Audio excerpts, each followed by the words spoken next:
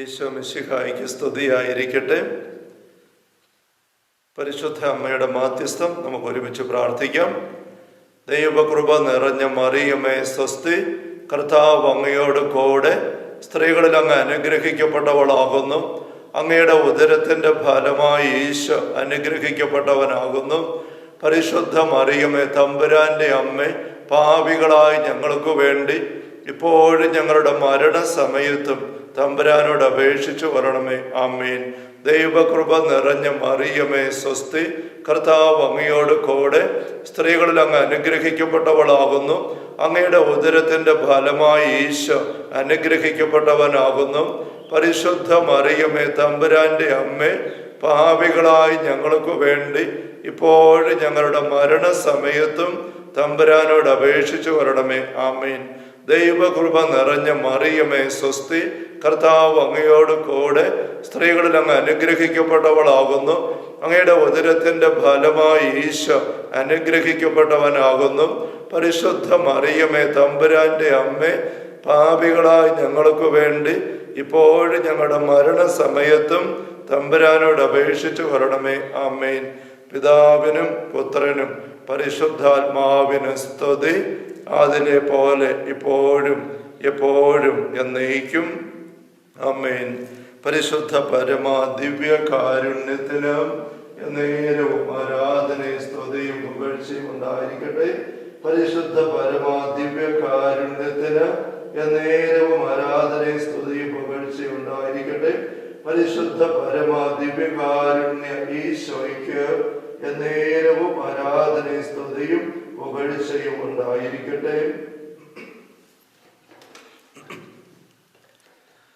ഈശ്വരേറ്റം സ്നേഹിക്കപ്പെട്ട സഹോദരരെ, നല്ല ദൈവം ഇപ്രകാരം ഒരുമിച്ച് ഈ നാളുകളിൽ വചനം ധ്യാനിച്ചും സാന്നിധ്യം അനുഭവിച്ചും അവിടുത്തെ കൃപ കൊണ്ട് നമ്മളെ തന്നെ നിറയാനായിട്ട് അനുവദിച്ചും ഒരുമിച്ചായിരിക്കാൻ ക്രമീകരിച്ചിരിക്കുന്നല്ലോ. നമുക്ക് അവിടത്തേക്ക് നന്ദി പറയാം.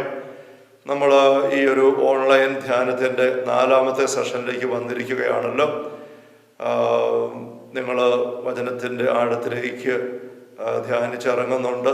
പ്രാർത്ഥന വഴി അതിൻ്റെ കരുത്തെടുക്കാൻ സാധിക്കുന്നുണ്ട് എന്ന് ഞാൻ പ്രതീക്ഷിക്കുന്നു. നിങ്ങളെല്ലാവരും ഞാൻ സ്നേഹത്തോടു കൂടി എൻ്റെ ഹൃദയത്തോട് ചേർത്ത് വെച്ചിട്ടുണ്ട്. നമുക്ക് നിങ്ങളുടെ പ്രാർത്ഥന എനിക്ക് ലഭിക്കുന്നുണ്ട്. അത് തുടർന്ന് നമുക്കങ്ങനെ തന്നെ ആയിരിക്കണം. ഇത് നമ്മളൊരു ആത്മീയ പോരാട്ടത്തിലാണ് ഏർപ്പെട്ടിരിക്കുന്നത്, നമ്മൾ ഓർമ്മിക്കണം. ഇതൊരു വെറുതെ ഒരു യൂട്യൂബിലൊരു വചനം കേൾക്കാനോ ഒരു പരിപാടി കേൾക്കാനോ വേണ്ടി നമ്മൾ ചിലപ്പോഴൊക്കെ എടുക്കുന്ന പോലെയുള്ള ഒരു പരിപാടിയല്ല, മറിച്ച് നമ്മൾ ആഴമായ ഒരു ആത്മീയ പോരാട്ടത്തിലേക്ക് ഇറങ്ങുകയാണ്. ആ ഒരു രീതി ഇതിനെ സമീപിക്കണമെന്ന് സ്നേഹത്തോടെ ഓർമ്മിക്കുകയാണ്. നമ്മൾ കഴിഞ്ഞ സെഷനുകൾ കൂടാത്ത ആരെങ്കിലും ഈ സെഷനിലേക്ക് ഇപ്പം വരാനിട വന്നിട്ടുണ്ടെങ്കിൽ ഞാൻ സ്നേഹത്തോടെ ആവശ്യപ്പെടുകയാണ്, അഭ്യർത്ഥിക്കുകയാണ്. 1ാമത്തെ സെഷൻ മുതൽ നിങ്ങൾ കയറി വരണം. കാരണം നമ്മൾ പടിപടിയായിട്ട് പരിശുദ്ധാത്മാവ് നമ്മളെ വചനത്തിൻ്റെ ആഴത്തിലേക്ക് നയിക്കുന്ന ഒരു അനുഭവമാണ്. ഈ സെഷനിൽ തന്നെയും നമ്മളൊരു 1 മണിക്കൂറോളം വചനം പങ്കുവെക്കാനും അത് കഴിഞ്ഞിട്ട് അല്പസമയം ഒന്ന് പ്രാർത്ഥിക്കാനുമാണ് നമ്മൾ ശ്രദ്ധിക്കുന്നത്.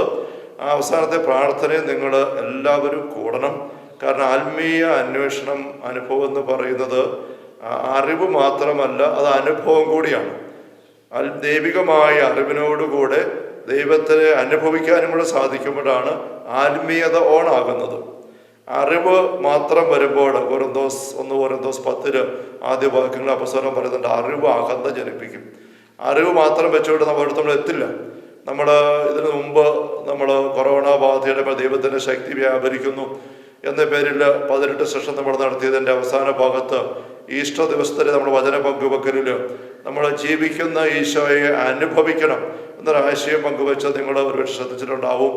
അവിടെ നമ്മൾ അപ്പസ്തല പ്രവർത്തനം 7ാമത്തെ അധ്യായത്തിൽ സ്റ്റെഫാനോസ് വളരെ മനോഹരമായ വചനം തന്നെ പങ്കുവെച്ചുകൊണ്ടുള്ള നല്ല ആത്മീയ കാഴ്ചപ്പാടോടെയും പരിശുദ്ധാത്മാവ് നിറഞ്ഞു നിന്ന ഒരു വചന പ്രഘോഷണം നടത്തുന്നത് കുറേ ആൾക്കാർ കേട്ടു നിൽക്കുന്നുണ്ട്. അതിനെക്കുറിച്ച് സാവൂളുണ്ടായിരുന്നു, പിന്നീട് പൗലോസായ സാവൂള്. ഈ സാവൂള് ഗമാലിയലിൻ്റെ പാദങ്ങളിരുന്ന വചനം ആഴത്തി പഠിച്ച, വിശുദ്ധഗത മുഴുവൻ പഠിച്ച ആളാണ്. നല്ല ദൈവ അന്വേഷണം, ദൈവത്തോടുള്ള ആഗ്രഹവും തീക്ഷ്ണതയും കൊണ്ട് എരിഞ്ഞു നടക്കുന്ന ഒരു മനുഷ്യനാണ്. എന്നിട്ടും ഈ കാര്യങ്ങൾ കേട്ടിരിക്കുക മാത്രം ചെയ്തപ്പോൾ അദ്ദേഹത്തിന് ഉപകാരപ്പെടുന്നില്ല. ദീർഘമായ സ്റ്റെഫാനോസിന്റെ പ്രസംഗം മുഴുവൻ കേട്ട് കഴിഞ്ഞിട്ട് അദ്ദേഹം ചെയ്യുന്നത് നമ്മൾ ശ്രദ്ധിച്ചതാണ്. നമുക്കറിയാം, സ്റ്റെഫാനോസിനെ കല്ലെറിയാൻ പറഞ്ഞു. കല്ലെറിഞ്ഞ് കൊല്ലാൻ അദ്ദേഹം നേതൃത്വം കൊടുത്തു. പക്ഷെ പിന്നീട് അദ്ദേഹം ഡമാസ്കസിലേക്ക് പോകുമ്പോൾ ഈശോയുടെ സാന്നിധ്യം അനുഭവമായി. എന്തുകൊണ്ടാണ് ഇത്രയും ദൈവത്തെ, ഈശോയെ നിന്ദിക്കുന്ന വ്യക്തിക്ക്, സാവൂളിന് ദൈവം ഇങ്ങനെ അനുഭവം കൊടുത്ത് നമുക്കത് തരുന്നില്ലല്ലോ? ചിലപ്പോൾ നമുക്ക് ചിന്ത വരാം. സാവൂള് പിന്നെ അദ്ദേഹം തന്നെ പിന്നീട് പറയുന്ന പോലെ തീഷ്ണത കൊണ്ടാണ് സഭയെ പീഡിപ്പിച്ചത്. ദൈവത്തോടുള്ള തീഷ്ണത കൊണ്ട് ജ്വലിച്ചു. പക്ഷെ അറിവില്ലായിരുന്നു ഈശോ ദൈവമാണെന്ന്. ആ ഒരൊറ്റ ഒരു അറിവിൻ്റെ അഭാവം ആണ് അദ്ദേഹത്തിന് ക്രൈസ്തവരെ പീഡിപ്പിക്കാൻ ഇടവരുത്തിയത്. തമ്മിൽ അദ്ദേഹത്തിൻ്റെ ആത്മാർത്ഥതയും തീഷ്ണതയും സമർപ്പണവും എല്ലാം കണ്ടപ്പോൾ ആ അറിവിനെ അനുഭവമാക്കി, അദ്ദേഹത്തിൻ്റെ ദൈവ അറിവിനെ ഈ ഒരു പോരായ്മ പരിഹരിച്ചുകൊണ്ട് വലിയ അനുഭവമാക്കി കൊടുക്കാൻ ദൈവം തയ്യാറായി. അതാണ് ഡമാസ്കസിലേക്ക് പോകുന്ന വഴിക്ക് ഈശോ ഇടപെടുന്നത്, മിന്നലൊളി പതിക്കുന്നത്, ഉരുണ്ട് വീഴുന്നത്, ഈശോ സംസാരിക്കുന്നത്, പീഡിപ്പിക്കുന്നത്, ക്രിസ്തുവാണ് ഞാൻ. ആ ഒരൊറ്റ അനുഭവം ഉണ്ടായപ്പോഴേക്ക് അദ്ദേഹത്തിൻ്റെ ലൈഫ് മുഴുവനും മാറി. നമ്മൾ കണ്ടപ്പോൾ യു ടേൺ എടുത്ത് അദ്ദേഹം നേരെ തിരിച്ചു. ക്രൈസ്തവരെ നശിപ്പിക്കാൻ ഇറങ്ങിയ ആൾ ക്രൈസ്തവരുടെ വലിയ അപ്പോസ്തലനായിട്ട്, സുവിശേഷത്തിന് അപ്പോസ്തലനായിട്ട് മാറുകയാണ്. ഇതിപ്പോൾ സൂചിപ്പിക്കാൻ കാരണം, നമുക്ക് ആത്മീയമായ കാര്യങ്ങൾ അറിഞ്ഞ് പോയാൽ മാത്രം പോരാ. അറിവ് ഒരുപാട് എടുത്തു പോവുകയും അനുഭവമാകാതിരിക്കുകയും ചെയ്താൽ അഹന്തയിലേക്ക് പോകും. ഒന്ന് കുറച്ച് പദ്ധതി നമ്മൾ കാണുന്ന പോലെ ആ അഹന്തയിലേക്ക് പോകും. അത് നമുക്ക് ഉപകാരപ്പെടില്ല. നമ്മുടെ ജീവിതത്തിന് കരുത്ത് തരികയില്ല. തമ്പുരാന്റെ പദ്ധതികൾ നമ്മൾ നിറവേറുകയുമില്ല.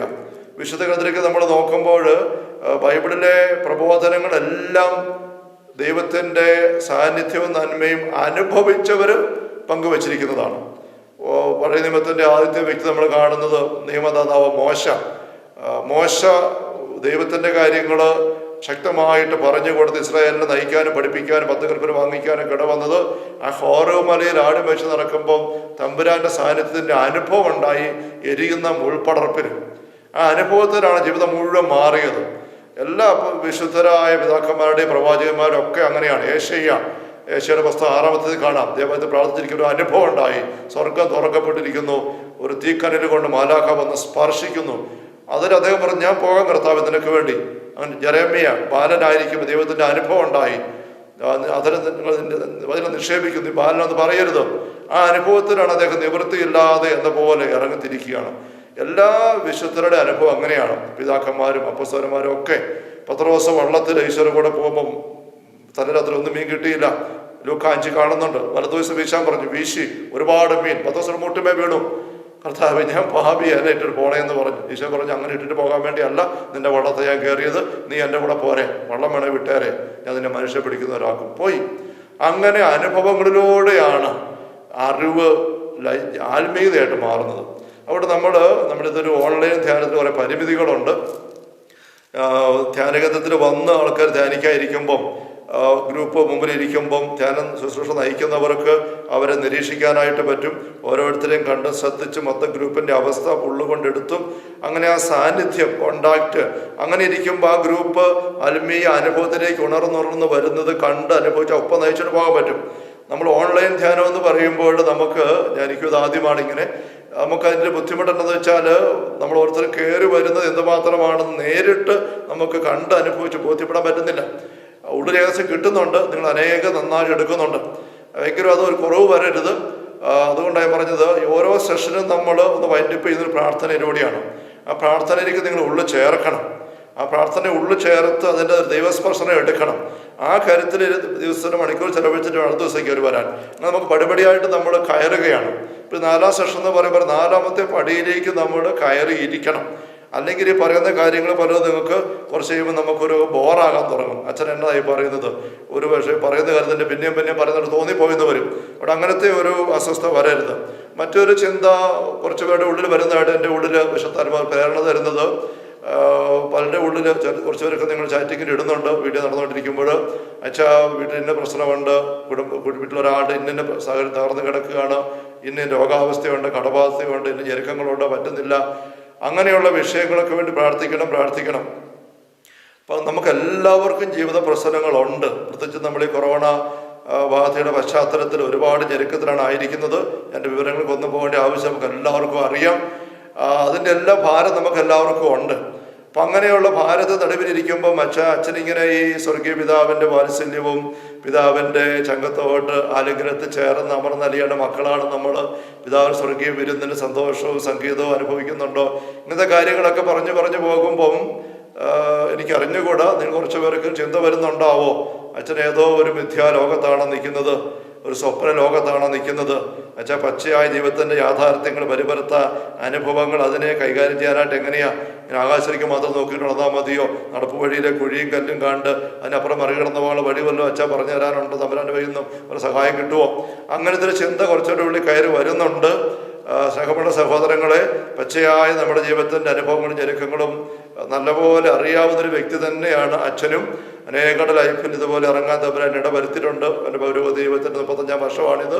ധ്യാന ശുശ്രൂഷ അനേക നാളുകളായിരുന്നിട്ടുണ്ട്. അങ്ങനെ അവിടെ ഞാൻ അതിനൊന്നും അവഗണിച്ചുകൊണ്ടല്ല, പക്ഷെ നമ്മൾ അവിടേക്ക് നമുക്ക് ഒരു വിടുതൽ കിട്ടാൻ, ഒരു വ്യത്യാസം വരുത്താൻ, പ്രശ്നങ്ങൾക്ക് പരിഹാരമുണ്ടാക്കാൻ നമുക്ക് ഒന്നാമത് വേണ്ടത് ദൈവശക്തി അങ്ങോട്ട് വ്യാപരിക്കുക എന്നുള്ളതാണ്. നമ്മുടെ ഈ ഒരു ഓൺലൈൻ ധ്യാനത്തിൻ്റെ ഒരു തീമായിട്ട് തമ്പുരാൻ നമുക്ക് തന്നിരിക്കുന്നത്. അതിനു മുമ്പുള്ള കൊറോണ ബാധയുടെ മേൽ ദൈവശക്തി വ്യാപരിക്കുന്നു. ആ ഒരു 18 സെഷൻ നമ്മൾ എടുത്തു തമ്പുരാന്റെ പരിശുദ്ധാത്മാവിന്റെ പ്രേരണയാൽ. അതിനകത്ത് നമ്മൾ ചേർത്തൊരു കാര്യം, ദൈവത്തിന്റെ ശക്തി വ്യാപരിക്കുന്നു. നമ്മൾ ഈ 2ാം സെഷന്, ഈ ധ്യാനത്തിന്റെ സെഷനിലേക്ക് വരുമ്പോഴും ദൈവശക്തി വ്യാപരിക്കുന്നു. അപ്പൊ ദൈവശക്തി വ്യാപരിക്കാത്തതാണ് നമ്മുടെ പ്രശ്നം. ദൈവത്തിന്റെ ശക്തി കടന്നു വരുന്നില്ല എന്നുള്ളതാണ് നമ്മുടെ സകല പ്രശ്നത്തിന്റെ അടിസ്ഥാനം. ദൈവത്തിന്റെ ശക്തിയെ ബ്ലോക്കാക്കി ആദോവയും പാപം ചെയ്ത് തമ്പുരാന്റെ പദ്ധതിയെ തകർത്തു. അങ്ങനെയാണ് പ്രദേശത്തേക്ക് പുറത്തിറങ്ങി പോരേണ്ടി വന്നത്. അവിടെയാണ് രോഗങ്ങൾ, അസ്വസ്ഥതകൾ, ഭാരങ്ങൾ, പരസ്പര വഴക്ക്, ഭിന്നിപ്പ്, തകർച്ചകൾ, അധ്വാനപ്രവേശം, പ്രകൃതി മുഴുവൻ, പ്രപഞ്ചം മുഴുവൻ എതിരാകുന്ന അവസ്ഥ എല്ലാം അതിൻ്റെ ബാക്കിയാണ്. തമ്പുരാന്റെ പ്രവർത്തനങ്ങൾ ബ്ലോക്കാകുന്നു. നമ്മുടെ ശരീരം, ആരോഗ്യമുള്ള ഒരു ശരീരം, എന്തോ ഒരു കരുത്താണ്. നല്ല യുവത്വത്തിൽ നല്ല ആരോഗ്യമുള്ള ഒരു വ്യക്തി, ഒരു രോഗമില്ല, എല്ലാ അവയവങ്ങളും നല്ല ഭംഗിയായിട്ട് പ്രവർത്തിക്കുന്ന അവസ്ഥ, എന്തിനും ഏതിനും പോരുന്ന സുഖമുണ്ട്. അധ്വാനിക്കാനും അലയാനും ഭക്ഷണം കഴിക്കാനും ജോലി ചെയ്യാനും പഠിക്കാനും എന്തിനുമുള്ള ശരീരം മുഴുവൻ നല്ല സ്വസ്ഥമായിട്ട് ആരോഗ്യത്തിൻ്റെ നിറവിലാണ്, ജീവന്റെ തികവിലാണ്. എന്നാൽ എന്തെങ്കിലും രോഗം വന്നു കഴിയുമ്പോൾ എന്താ രോഗം എന്ന് പറയുന്നത്? ശരീരത്തിൻ്റെ പ്രവർത്തനത്തെ എവിടെയെങ്കിലും താറുമാറാക്കുന്നു. ഏതെങ്കിലും അവയവത്തിലേക്ക് ആ ഒരു ആരോഗ്യ കരുത്ത് അല്ലെങ്കിൽ കരുത്ത് വരുന്നില്ല, ജീവന്റെ നിറവില്ലെന്നായി പോകുന്നു, കൺട്രോള് പോകുന്നു. ഇപ്പോൾ നടുവുവേദന, തലവേദന, അപ്പോൾ അവിടെ കാര്യങ്ങൾ അതിൻ്റെ ആ ഒരു ക്രമം വിട്ടു പോകുന്നു. സുഖമില്ലാത്ത അവസ്ഥ, അതിൻ്റെ അസുഖം, സുഖം പോയി, ആ സുഖം അങ്ങനെയായി പോവുകയാണ്. ഇപ്പം മൊത്തത്തിൽ നമ്മുടെ ജീവിതവും പ്രപഞ്ചവും ഒരു അസുഖത്തിലേക്ക് നമ്മൾ ചിലപ്പോൾ പറയല്ലേ, ക്രമം തെറ്റുമ്പോഴാണ് അക്രമം. ദൈവം വെച്ചൊരു ക്രമമുണ്ട്. ദൈവം വെച്ച വലിയൊരു ക്രമം നമ്മുടെ ജീവിതത്തെക്കുറിച്ചും പ്രപഞ്ചത്തെക്കുറിച്ചും. ആ ക്രമം തെറ്റുന്നതിന് പറയുന്ന പേരാണ് അക്രമം. അതാണ് പാപം. അപ്പം അങ്ങനെ പാപം ഉണ്ടാകും. അക്രമം വരുമ്പം ഈ ക്രമം തെറ്റിക്കഴിയുമ്പോൾ ശരീരത്തിൽ എന്തെങ്കിലും ഒരു ഉടുക്ക് വന്നു, മുറിവ് വന്നു, അപ്പോൾ അവിടെ കുറേ കാര്യം ബ്ലോക്കായി, രക്തം ഒഴുകുന്നില്ല, തടസ്സം വന്നു, അപ്പോൾ അവിടെ വേദനിക്കുകയാണ്. അല്ലെങ്കിൽ ഒരു ക്യാൻസറസ് ഗ്രോത്ത് വരുന്നു, ഒരു പ്രത്യേക കോശം പ്രത്യേക രീതിയിൽ ചിലപ്പോൾ വളർന്നു വരും, ബാക്കി ഭാഗത്തെ ബ്ലോക്കാക്കളിയാണ്. അല്ലെങ്കിൽ ഞരമ്പിന് തളർച്ച വരുന്നു. ഇപ്പോൾ സന്ദേശങ്ങൾ തലച്ചോറ് ഇങ്ങോട്ട് വരുന്നില്ല, ഇവിടെ അങ്ങോട്ട് ചെല്ലുന്നില്ല, മരവിപ്പുണ്ടാകുന്നു, അനങ്ങാൻ പറ്റുന്നില്ല, തളവാദം. ഇതെല്ലാം ചില ക്രമഭംഗങ്ങളാണ്, അക്രമങ്ങളാണ്, അക്രമമില്ലായ്മയാണ്. അപ്പോൾ നമ്മുടെ മനുഷ്യജീവിതം മുഴുവനിലേക്ക് പറഞ്ഞിരിക്കുന്ന ദൈവം വെച്ചിരിക്കുന്ന ക്രമം, അതിനെ തെറ്റിക്കുന്നതാണ് പാപം എന്ന് പറയുന്നത്. അവിടെ അതിനെ തിരിച്ചാക്കി എടുക്കുന്നിടത്താണ് ക്രമം പുനഃസ്ഥാപിക്കപ്പെടുക. മറ്റു വാക്കുകൾ പറഞ്ഞാൽ ദൈവത്തിൻ്റെ ശക്തി വ്യാപരിക്കുക. അത് പരിശുദ്ധാത്മാവാണ്. പരിശുദ്ധാത്മാവ് തടസ്സം കൂടാതെ നമ്മിലേക്ക് കടന്നു വരുന്നിടത്ത് എല്ലാം ഉണ്ട്. അതുകൊണ്ടാണ് ഈശോ പറയുന്നത്, ദൈവത്തിൻ്റെ രാജ്യവും നീതിയും ആദ്യം അന്വേഷിച്ചേ. മത്തായിയുടെ സുവിശേഷം 6-ാമത്തെ അധ്യായത്തിന് 25 മുതൽ വാക്കുകൾ ഈശോ പറയുന്നില്ല, ഒന്നിനെക്കുറിച്ച് അസ്വസ്ഥപ്പെടരുത്, ആകുലപ്പെടരുത്, എന്ത് ഭക്ഷിക്കുമെന്നോർത്ത്, എന്ത് ധരിക്കുമെന്നോർത്ത്, ആയുസ്സിനെ കുറിച്ച്, കുടിക്കുന്നതിനെ കുറിച്ച് ആകുലപ്പെടാതെ നിങ്ങളുടെ പിതാവിന് ഇതെല്ലാം നിങ്ങൾക്ക് ആവശ്യമാണെന്ന് പിതാവിന് അറിയാം. നിങ്ങൾ എന്താ ചെയ്യേണ്ടത്? ആദ്യം അവിടുത്തെ രാജ്യവും നീതി അന്വേഷിച്ചേ. അവിടുന്ന് ഉദ്ദേശിക്കുന്ന ക്രമത്തിലേക്ക് നിങ്ങൾ കയറി വന്നേ. സുഹൃത്തുമത്തിൽ നമ്മൾ ദിവസം പറഞ്ഞില്ലേ, അവന് വിശന്ന് പൊരിഞ്ഞിട്ടും മേല, അന്യനാട്ടിൽ പന്നിക്കൂട്ടി കിടന്നിട്ട് വിശന്നിട്ടും മേല, അവന് ഒരു നേരത്തെ ഭക്ഷണം കിട്ടുമെന്ന് അറിയാൻ വേണ്ടിയിട്ടാണ് വീട്ടിൽ വന്ന് ദാസനായിട്ട് സ്വീകരിക്കണമെന്ന് പറയുന്നത്. പക്ഷെ അപ്പൻ എന്താ ചെയ്യുന്നത്? അവനൊരു പ്ലേറ്റ് ഭക്ഷണം കൊടുത്ത് വിട്ടാക്കാൻ പറയുകയാണോ? അതുകൊണ്ട് അവൻ്റെ പ്രശ്നം തീരുകയല്ല. ഒരു പ്ലേറ്റ് ഭക്ഷണം കൊടുത്ത് വിട്ടാൽ അവൻ ആ ഭക്ഷണം കഴിച്ചു കഴിഞ്ഞിട്ട് തക്കാലം നേമക്കം വിടാറായി തൃപ്തിയായി. പക്ഷേ അടുത്ത നേരം ഭക്ഷണം ഇവിടെ കിട്ടും. അത് 2-3 മണിക്കൂർ നേരത്തേക്ക് വേണം അവന് കറങ്ങാൻ പോകാം. 2-3 മണിക്കൂർ പിന്നെ അങ്ങോട്ട് പോകും. അപ്പോൾ അങ്ങനത്തെ ഒരു അവസ്ഥയിലേക്ക് ആക്കാനാണ് ദൈവം ആഗ്രഹിക്കുന്നത്. അവിടെ പിതാവ് എന്താ ചെയ്യുന്നത്? ഒരു നേരത്തെ ഭക്ഷണമല്ല, നീ ഈ വീടിന്റെ അംഗമായിട്ട് മാറിക്കേ, നീ എൻ്റെ മോനാണ്, നീ എൻ്റെ മോനായിരിക്കുന്ന അവസ്ഥ നീ തന്നെ തിരസ്കരിച്ചിട്ട് ഇറങ്ങിപ്പോയത് കൊണ്ടല്ലേ മോനെ ഈ പഞ്ഞമെല്ലാം വന്നത്. ഇവിടെ തിരിച്ചു വന്നേ, എൻ്റെ വീട്ടിലേക്ക് വന്ന് കയറ്. സംഭവിച്ചെല്ലാം പോട്ടെ, ഈ വീടിന്റെ സമൃദ്ധി മുഴുവൻ നിനക്കുള്ളതാണ്. ഇവിടുത്തെ കാളക്കുട്ടിയെ തുടങ്ങുകയാണ്, മേൽത്തരം വസ്തുതലൊക്കെ തുടങ്ങുകയാണ്. പിന്നെ ഇവിടെയുള്ളതെല്ലാം നിനക്കുള്ളതാണ്, ഒന്നിനും കുറവില്ലാത്ത അവസ്ഥ. അതാണ് മോനെ, നിനക്ക് ഒരു പാത്രം ഭക്ഷണം നീ തരണോ കിട്ടുമോ എന്നുള്ളതല്ല നീ അന്വേഷിക്കറിയാം. പക്ഷെ അതല്ല ഇപ്പൊ നിനക്കുള്ള ഉത്തരം. ഒരു ജോലി ഇവിടെ തരാമോ, എന്നപോലെ പണി ചെയ്തിച്ച് ഭക്ഷണം കഴിച്ച് കിടക്കാമല്ലോ, അതുപോലെ നിനക്കുള്ള ഉത്തരം. നീ വീടിന്റെ അവകാശിയാണ്. നമ്മൾ റോമ 8 പറയുന്നില്ലേ, നമ്മൾ അവകാശികളാണ്. യേശു ക്രിസ്തുവിനോടൊപ്പം നമ്മൾ ദൈവത്തിൻ്റെ മക്കളെങ്കിലും അവകാശികളുമാണ്. യേശു ക്രിസ്തുവിനോടൊപ്പം നമ്മൾ കൂട്ടവകാശികളാണ്. അപ്പോൾ ദൈവത്തിൻ്റെ എല്ലാ സമ്പത്തിനും കൂട്ടവകാശമുള്ള വ്യക്തികളായിട്ട് നമ്മൾ ഈശോയ്ക്കൊപ്പം മാറുന്നു. റോമാലേഖനം 8:17 നാം മക്കളെങ്കിൽ അവകാശികളുമാണ്. ദൈവത്തിൻ്റെ അവകാശികൾ ക്രിസ്തുവിൻ്റെ കൂട്ടവകാശികളും. നമ്മൾ ആദ്യത്തെ സെഷനിൽ പറഞ്ഞില്ലേ, മൂത്ത പുത്രൻ പോയി ചന്തക്കൂട്ടിൽ കിടക്കുന്ന കൊച്ചിനെ കൂട്ടിക്കൊണ്ട് വന്നപ്പോൾ ഈ മൂത്ത മകൻ അനുഭവിക്കുന്ന കുടുംബത്തിന്റെ സമ്പത്തും ഐശ്വര്യവും അപ്പന്റെ സ്നേഹവും മുഴുവനും ഈ ഇളയ കൊച്ചിനുള്ളതാണ്. അത് നഷ്ടപ്പെട്ടു പോയി, കുറിച്ച് പറയുന്നില്ല. അവിടെ നമ്മൾ സഭയിലൂടെ ഈ അനുഭവം തിരിച്ചു വരുന്നത്. അപ്പോൾ തമ്പുരാൻ നമുക്ക് പറയുന്നത്, മക്കളെ, നിങ്ങളുടെ ഈ പ്രശ്നങ്ങളെല്ലാം എനിക്കറിയാം. മത്തായി 6:8 നിങ്ങൾ ചോദിക്കുന്നതിന് മുമ്പ് തന്നെ നിങ്ങളുടെ ആവശ്യങ്ങൾ സ്വർഗസ്ഥനായ പിതാവ് അറിയുന്നു. അവിടെ നിങ്ങൾ ഇപ്രകാരം പ്രാർത്ഥിക്കുന്നു. 9 എന്താണ്? സ്വർഗസ്ഥനായ ഞങ്ങളുടെ പിതാവേ, അങ്ങയുടെ നാമം പൂജിതമാകണമേ, അങ്ങയുടെ രാജ്യം വരണമേ, അങ്ങയുടെ തിരുമന സ്വർഗത്തിലെ പോലെ ഭൂമിയിലുമാകണേ. ഭൂമിയിൽ എന്ന് പറയുന്നത് ആ പറമ്പിലും ആ പാറപ്പുറത്തും കുന്നേലും മലയിലും അല്ല, നമ്മുടെ ഉള്ളങ്ങളിൽ. അവിടുത്തെ മനസ്സിനനുസരിച്ച് നമ്മുടെ മനസ്സാകണം. നമ്മുടെ ഉള്ളങ്ങൾ ദൈവത്തിന്റെ ക്രമം വരണം. അവിടുത്തെ വചനം നമ്മൾ പാലിക്കണം, അതിന് നീങ്ങണം. അങ്ങനെ ആകുമ്പം എല്ലാത്തിനും ഉത്തരമാകും. എല്ലാ തവണ നിങ്ങളുടെ ആവശ്യങ്ങൾ പറഞ്ഞ് ഒത്തിരി പറഞ്ഞ് അതിഭാഷണം വഴി തങ്ങൾ കേൾക്കപ്പെടുന്നുവെന്ന് വിജാതിയിൽ ചിന്തിക്കുന്നു. ഈശോ പറയല്ലേ, മത്തായി 6:7 7-8 വാക്യങ്ങൾ അതിഭാഷണം വഴി പറഞ്ഞ് ദൈവമേ അത് വേണ്ട. നിങ്ങൾ ചോദിക്കുന്നതിന് മുമ്പ് തന്നെ നിങ്ങളുടെ ആവശ്യം കൂടെ പിതാവിനറിയാം. ഒരു കാര്യം, അവിടുത്തെ രാജ്യം അന്വേഷിച്ചേ. ധൂർത്തം തിരിച്ചു വരുമ്പോൾ തന്നെ അപ്പനറിയാം അവൻ എന്തൊക്കെയാ കുറവെന്നുള്ളത്. അവൻ ചിന്തിക്കുന്നത് തിന്നാൻ കിട്ടിയാൽ മതിയായിരുന്നു, വേറൊന്നുമല്ല. പക്ഷെ അവനെ കാണുന്നതിനപ്പുറം അപ്പം കാണുന്നുണ്ട്. എന്താണ്? ഇവന് നഷ്ടപ്പെട്ടു പോയിരിക്കുന്നത് ഈ പുത്ര അനുഭവമാണ്. ഈ വീടിന്റെ സമൃദ്ധിയുടെ അവകാശമായിട്ടിരിക്കുന്ന അവസ്ഥ, അത് നഷ്ടപ്പെട്ടത്. അതിന്റെ ബാക്കിയാണ് ഈ പറഞ്ഞ വൈകല്യങ്ങളെല്ലാം. ചട്ടിക്കകത്തിരിക്കുന്ന റോസച്ചെടി ചട്ടിക്കകത്ത് നിൽക്കുന്നു, അത് മുഴുവൻ വാടി നിൽക്കുകയാണ്.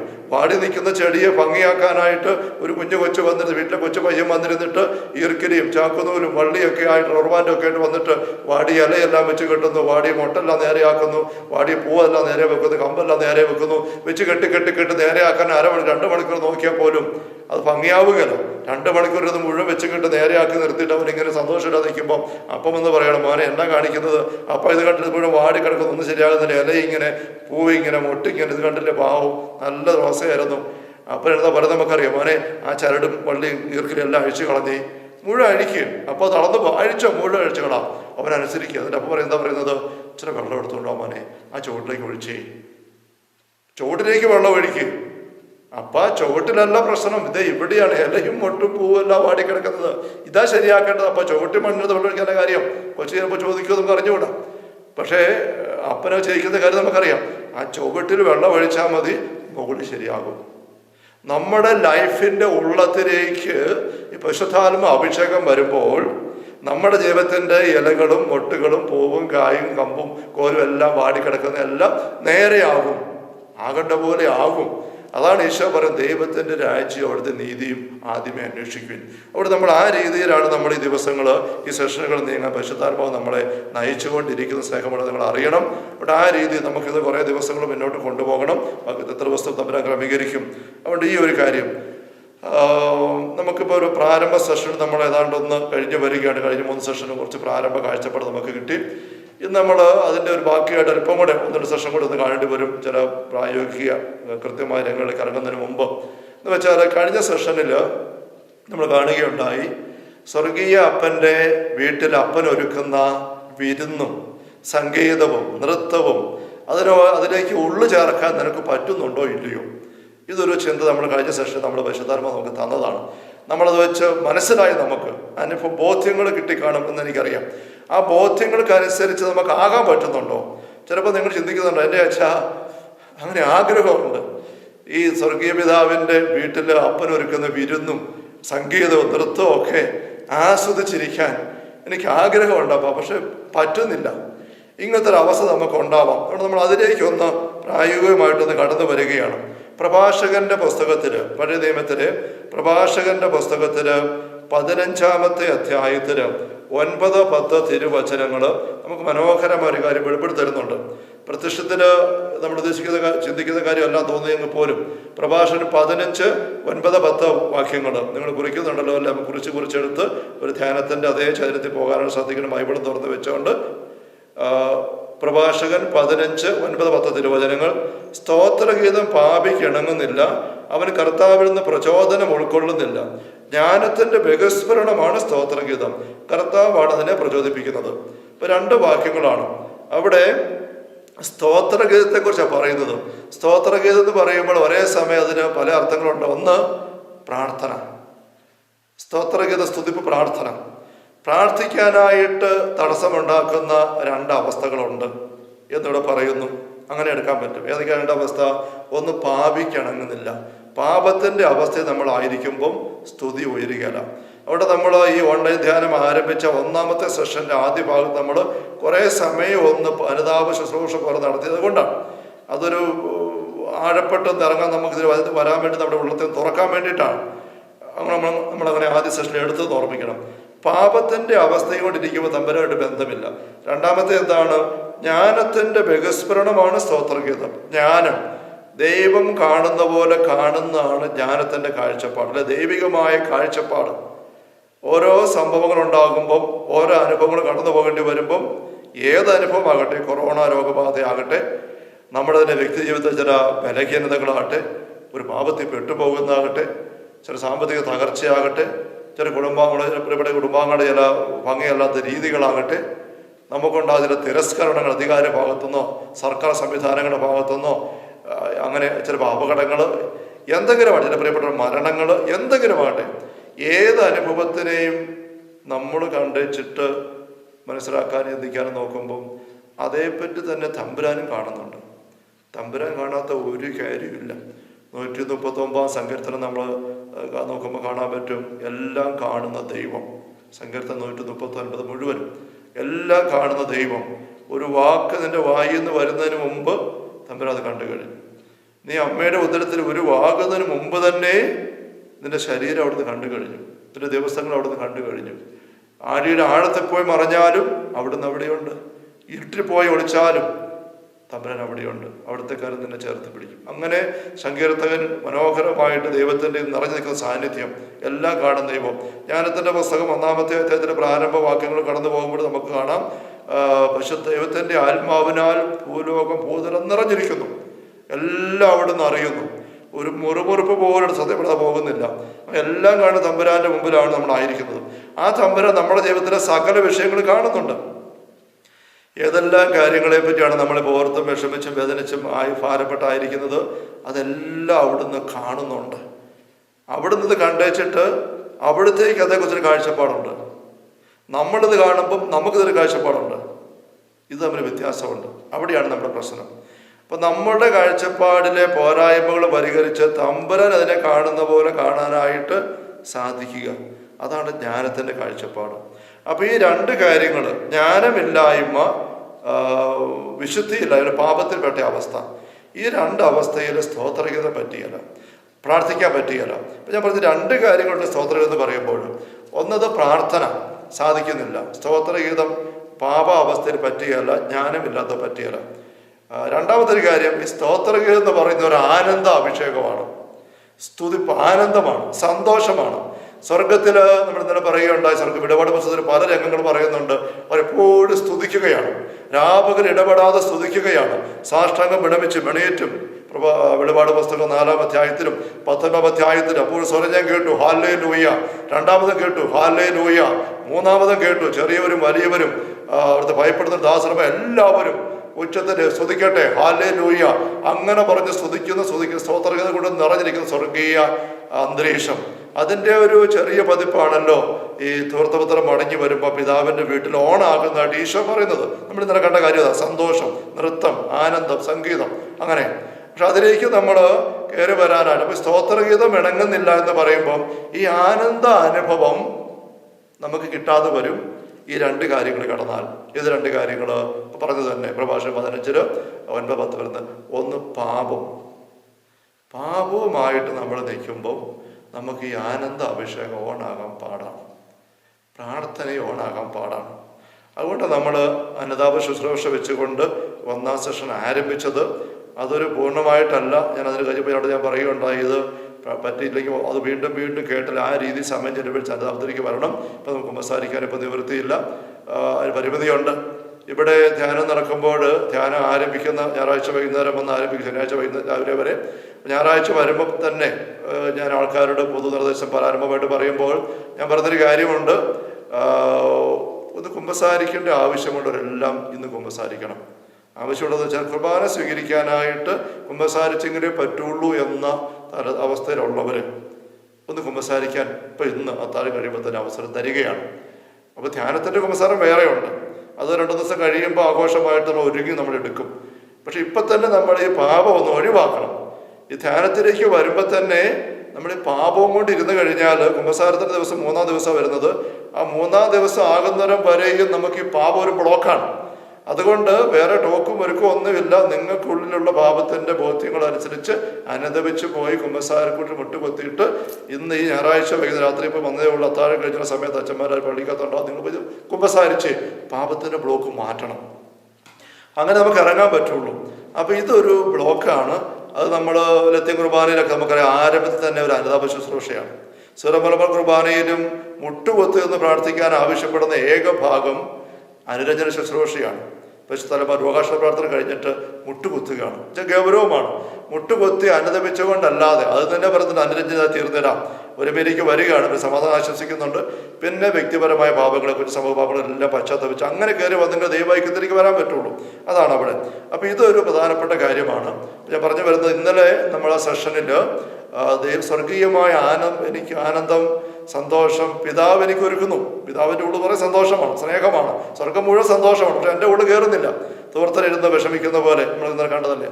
അങ്ങനത്തെ ഒരു അവസ്ഥയുള്ളവർ അസ്വസ്ഥപ്പെടേണ്ട, ഭാരപ്പെടേണ്ട, നമ്മളതിലേക്ക് തന്നെ വരികയാണ്. നമുക്കതിന് ആഴപ്പെട്ട് വരാം. ഇപ്പം നിങ്ങൾ അതുവരെയും പറ്റുന്ന പോലെ നിങ്ങളുടെ ഉള്ളിലുള്ള പാപങ്ങളെക്കുറിച്ച് മാപ്പ് ചോദിച്ചായിരിക്കുക. നമ്മൾ കഴിഞ്ഞ 3 സെഷനിൽ കണ്ടതുപോലെ തമ്പുരാൻ നമ്മളെ കുറ്റപ്പെടുത്താൻ നിൽക്കുകയല്ല, വിധിച്ച് മാറ്റി വെക്കാനല്ല, കാത്തു നിൽക്കുകയാണ്. എന്ത് പാപമായിക്കോട്ടെ അതേപടി ഏറ്റു പറഞ്ഞ് മാപ്പ് ചോദിച്ച് അങ്ങനെ ചേർന്ന് വരാൻ നോക്കുക. എങ്കിലും നമുക്ക് പാപത്തിൻ്റെ കാര്യങ്ങളെക്കുറിച്ച് അല്പം കൂടി നന്നായിട്ട് പരിശോധിക്കണം. നമ്മുടെ വചന വെളിച്ചത്തിൽ നമ്മുടെ ജീവിതങ്ങളിലേക്ക് എന്നോട് പരിശുദ്ധാത്മാവ് തരുന്ന ബോധ്യം നമുക്ക് വരുന്ന ദിവസങ്ങളിൽ പ്രമാണങ്ങളിലൂടെ തന്നെ ഒന്ന് കടന്നു പോയിക്കൊണ്ട് ഈ ഒരു ആബാപിതാവിൻ്റെ സ്നേഹത്തിൻ്റെ കാഴ്ചപ്പാടിൽ പ്രമാണങ്ങളിലേക്കൊന്ന് നോക്കി ബോധ്യങ്ങളെടുത്ത് വ്യക്തതയെടുത്ത് നമുക്ക് ആ ബ്ലോക്കെല്ലാം ഒന്ന് മാറ്റിയെടുക്കണം. തമ്പുരാൻ നമ്മളെ അനുവദിക്കട്ടെ. രണ്ടാമത്തെ കാര്യം നമ്മൾ പറഞ്ഞ ഈ ജ്ഞാനത്തിൻ്റെ അഭാവം. ജ്ഞാനമില്ലാത്തടത്ത് സ്തുതിപ്പ്, സ്തോത്രഗീതം, ആനന്ദം ഉണ്ടാവുകയില്ല. ഒരുപക്ഷെ നമുക്ക് ഇന്നിപ്പോൾ അവശേഷിക്കുന്ന സമയത്ത് ഈ ഒരു ദൈവിക ജ്ഞാനം അതേപറ്റി നമുക്ക് അല്പം ചിന്തിക്കാം. ജ്ഞാനത്തിൻ്റെ കാഴ്ചപ്പാട് നമ്മൾ എങ്ങനെയാണ് സഹായിക്കുന്നത് എന്നുള്ളതും 2 കാര്യങ്ങളും നമുക്ക് ആദ്യമായിട്ടൊരു വചനഭാഗം ശ്രദ്ധിക്കാനായിട്ട് നമുക്ക് എടുക്കാൻ പരിശുദ്ധാത്മാവ് പ്രേരണ തരുന്നത് മത്തായിയുടെ സുവിശേഷത്തിൽ 14-ാമത്തെ അധ്യായത്തിൽ, മത്തായിയുടെ സുവിശേഷം 14-ാമത്തെ അധ്യായത്തിൽ 22 മുതലുള്ള തിരുവചനങ്ങൾ നമ്മൾ കാണുന്നുണ്ട്. ഈശോ 5 അപ്പം വർദ്ധിപ്പിച്ച് ആൾക്കാരെ തീറ്റിപ്പോയിട്ട് അവരെ പറഞ്ഞു വിട്ടു. അപ്പസ്തോലന്മാരെ വള്ളത്തെ കയറ്റി അക്കരയ്ക്ക് വിട്ടിട്ട് മലയിലേക്ക് പ്രാർത്ഥിക്കാനായിട്ട് കയറി പോകുന്നു. അപ്പസ്തോലന്മാർ തനിച്ച് കടലിലൂടെ യാത്ര ചെയ്യുമ്പം പെട്ടെന്ന് വലിയ കാറ്റ്, പ്രതികൂലം. 24-ാം വാക്യം. ഇതിനിടെ വഞ്ചി കരയിൽ നിന്ന് ഏറെ ദൂരം അകന്നു കഴിഞ്ഞിരുന്നു. കാറ്റ് പ്രതികൂലമായിരുന്നതിനാൽ തിരമാലകളിൽ പെട്ടത് വല്ലാതെ ഉലഞ്ഞു. പ്രതികൂലമായ കാറ്റ്, തിരമാലകൾ, വഞ്ചി കടന്ന് ഒലിയുകയാണ്. രാത്രി അപ്പസ്തോലന്മാർ തന്നിച്ചാണ്. അങ്ങനെ ആയിരിക്കുമ്പോൾ ഈശോ മലമുകളിൽ പ്രാർത്ഥിക്കുകയാണ്. വീണ്ടും പറയുക, രാത്രിയുടെ 4-ാം യാമത്തിൽ അവൻ കടലിന് മീതെ നടന്ന് അവരുടെ അടുത്തേക്ക് ചെന്നു. രാത്രിയുടെ 4-ാം യാമം എന്ന് പറഞ്ഞു കഴിഞ്ഞാൽ രാവിലെ 3 കഴിഞ്ഞുള്ള സമയമാണ്. 3 മണി മുതൽ രാവിലെ 6 മണി വരെയാണ് നാലായാമം. അപ്പോൾ ഒരു 3 മണിയോ 3:30, 4, 4:30 ഒക്കെ ആയപ്പോഴാണ് അതുവരെ ഈശോ മലവോട് പ്രാർത്ഥിക്കുകയായിരുന്നു. എന്നിട്ട് ഇറങ്ങി വന്ന് ഈശോ വന്ന് കടലിന് മീതെ നടന്ന് അപ്പസ്വരന്മാരുടെ പക്കലേക്ക്. 26-ാം വാക്യം. അവൻ കടലിന് മീതെ നടക്കുന്നത് കണ്ട് ശിഷ്യന്മാർ പരിഭ്രാന്തരായി ഇതാ ഭൂതം എന്ന് പറഞ്ഞ് ഭയം നിമിത്തം നിലവിളിച്ചു. ഉടനെ അവൻ അവരോട് സംസാരിച്ചു, ധൈര്യമായിരിക്കുവിൻ, ഞാനാണ്, ഭയപ്പെടേണ്ട. പത്രോസ് അവരോട് പറഞ്ഞു, കർത്താവേ, അങ്ങാണെങ്കിൽ ഞാൻ ജലത്തിന് മീതെ കൂടി അങ്ങയുടെ അടുത്തേക്ക് വരാൻ കൽപ്പിക്കണമേ. പത്രോസ് എടുത്ത ആടക്കാരൻ പെട്ടെന്ന് പ്രതികരിക്കും. അപ്പോൾ ഉള്ളിൽ ചിന്ത വന്നു, അപ്പോഴേ പറഞ്ഞു കഴിഞ്ഞു. അപ്പോൾ ഈശോ അതേപടി എടുക്കുകയാണ്. വരൂ, അവൻ പറഞ്ഞു. പത്രോസ് വഞ്ചിയിൽ നിന്ന് ഇറങ്ങി വെള്ളത്തിന് മുകളിലൂടെ ഈശോയുടെ അടുത്തേക്ക് നടന്നു ചെന്നു. ഒരു കുഴപ്പമില്ല. ആ രംഗം നമ്മളത് ഭാവന കണ്ടു കഴിഞ്ഞാൽ ആദ്യം ഈ രാത്രിയിൽ ഇവരിങ്ങനെ വള്ളത്തിൽ തുഴഞ്ഞ് മടുക്കുന്നു, കാറ്റ് വല്ലാണ്ടടിക്കുന്നു, കൊടുങ്കാറ്റ് തിരമാല അടിച്ചു കയറുന്നു, ഒരു കൂടെയില്ല, പേടിച്ചരണ്ട് വല്ലാണ്ടായിരിക്കുമ്പോൾ ഇതേ ഇരുട്ടത്ത് കടലിൻ്റെ മുകളിൽ ആരോരിങ്ങനെ ഒരു വെളുത്ത രൂപം നീങ്ങുന്നു. ഭൂതം എന്നവർ വിചാരിച്ചു പോയി, കാറി പേടിച്ചു പോയി, വല്ലാണ്ട് അരണ്ടു. അപ്പോൾ ഈശോ അകലെ വിളിച്ചു പറഞ്ഞു, ഭയപ്പെടേണ്ട, ഞാനാണ്. ആ സ്വരം അവർക്കറിയാം, കർത്താവിൻ്റെ സ്വരമാണ്. ദൂരെയാണ് കാണുന്നത് ആ കർത്താവിൻ്റെ സ്വരം. അത് പത്രോസ് പെട്ടെന്ന് പിടികിട്ടി. പത്രോസ്, കർത്താവേ, നീയാണോ? എങ്കിലും ഞാൻ അങ്ങോട്ട് വരാൻ കൽപ്പിക്കും. നീ ഇങ്ങോട്ട് വരുമല്ലേ, ഞാൻ അങ്ങോട്ട് വരാം, ഒരു നിമിഷം ഇങ്ങോട്ട് വരാം. വെള്ളത്തിന് മുകളിൽ കൂടെ നടന്നിങ്ങനെ ഹായ്. ഈശോ പത്രോസിന്റെ ആ ആവേശവും സ്നേഹവും വിശ്വാസവും പ്രത്യാശയും അതേ നാണയത്തിലെടുത്തു. വരും, ഒരു മടിയില്ല, വരാൻ പറയുകയാണ്. പത്രോസ് നേരെ വെള്ളത്തിന്റെ വക്കയിലോട്ട് കയറി വെള്ളത്തിലേക്ക് ചാടുകയാണ്. മറ്റപ്പസവന്മാർ ഇതെന്താ സംഭവിക്കുന്നവർ തിരിച്ചറിയുന്നതിന് മുമ്പ് തന്നെ എല്ലാം കഴിഞ്ഞു. പത്രോസ് വെള്ളത്തിലേക്ക് ചാടിക്കഴിഞ്ഞു.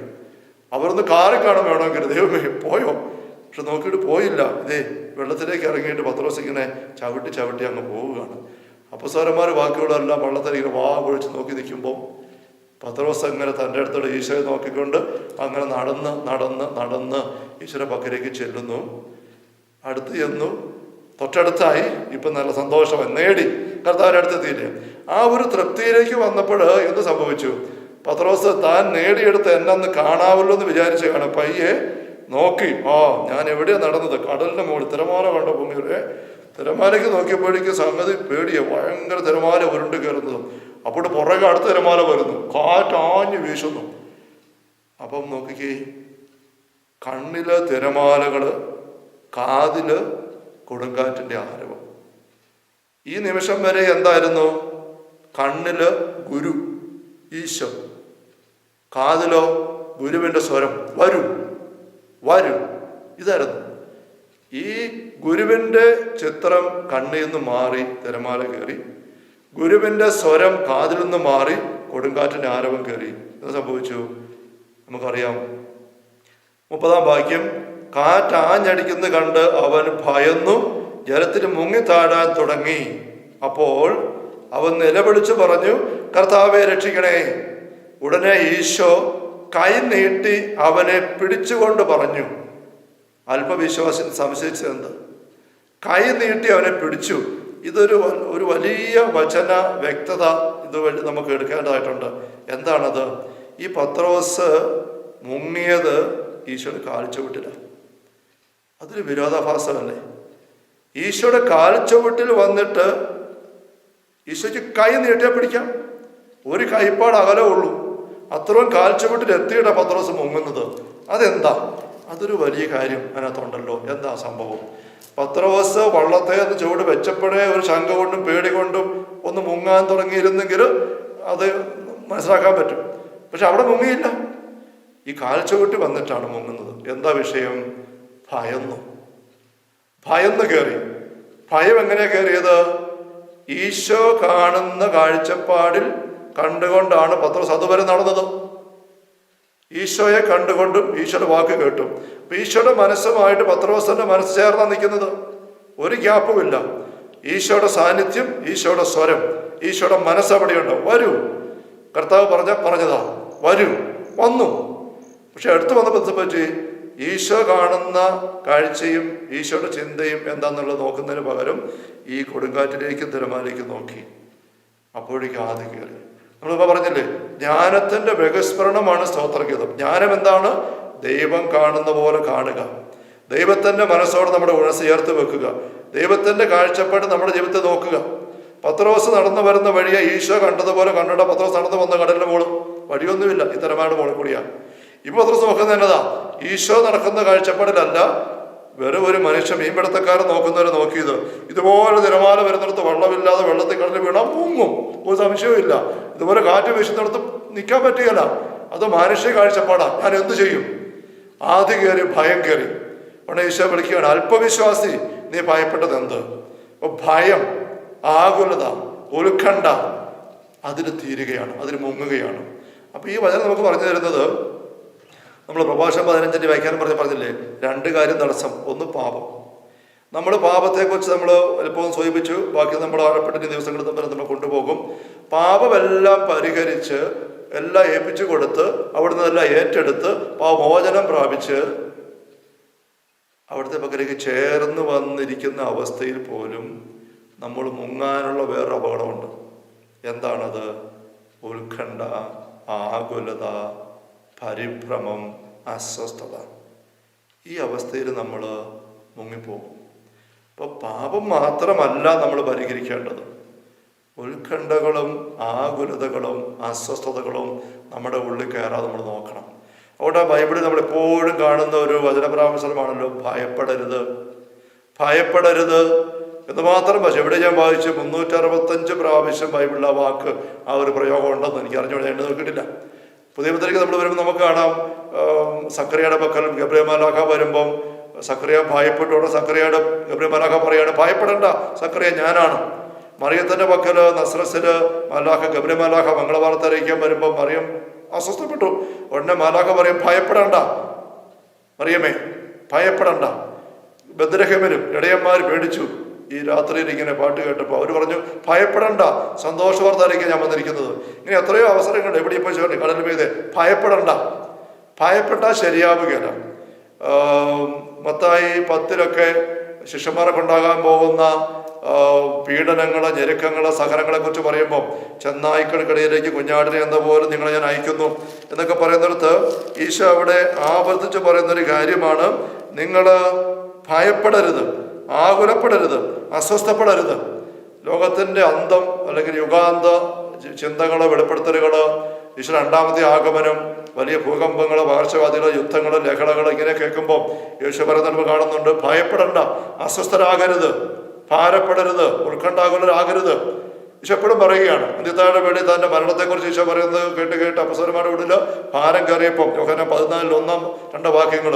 1-ാം വാക്യം, നിങ്ങളുടെ ഹൃദയം അസ്വസ്ഥമാകരുത്, ദൈവത്തിൽ വിശ്വസിക്കുവിൻ, എന്നെ വിശ്വസിക്കുവിൻ. ഉചിതനായ പ്രത്യക്ഷപ്പെടുമ്പോൾ അവർ ഭയപ്പെട്ട ഈശോ എന്തിനാ ഭയപ്പെടുന്നത്? ഇത് ഞാനാണ്.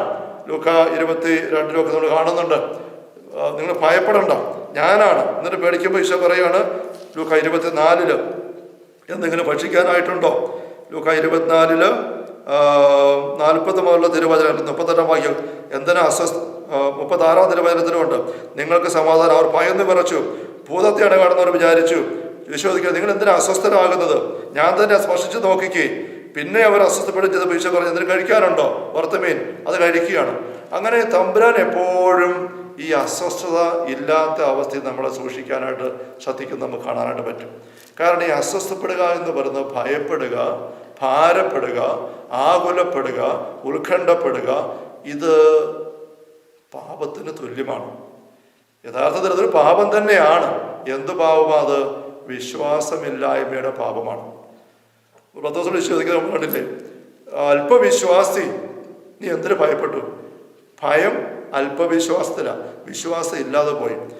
മർക്കോസിന്റെ സുവിശേഷം 4-ാമത്തെ അധ്യായത്തില് അവസാന വാക്യങ്ങളില് ഈശോ വള്ളത്തില് ഉറങ്ങുന്ന ആ കടൽ യാത്ര, അതിൽ കൊടുക്കാനടിച്ച് കഴിയുമ്പോൾ ഇവര് 38-ാം വാക്യം, ഗുരു, ഞങ്ങൾ നശിക്കാൻ പോകുന്ന ഗൗരവിക്കുന്നില്ലേ?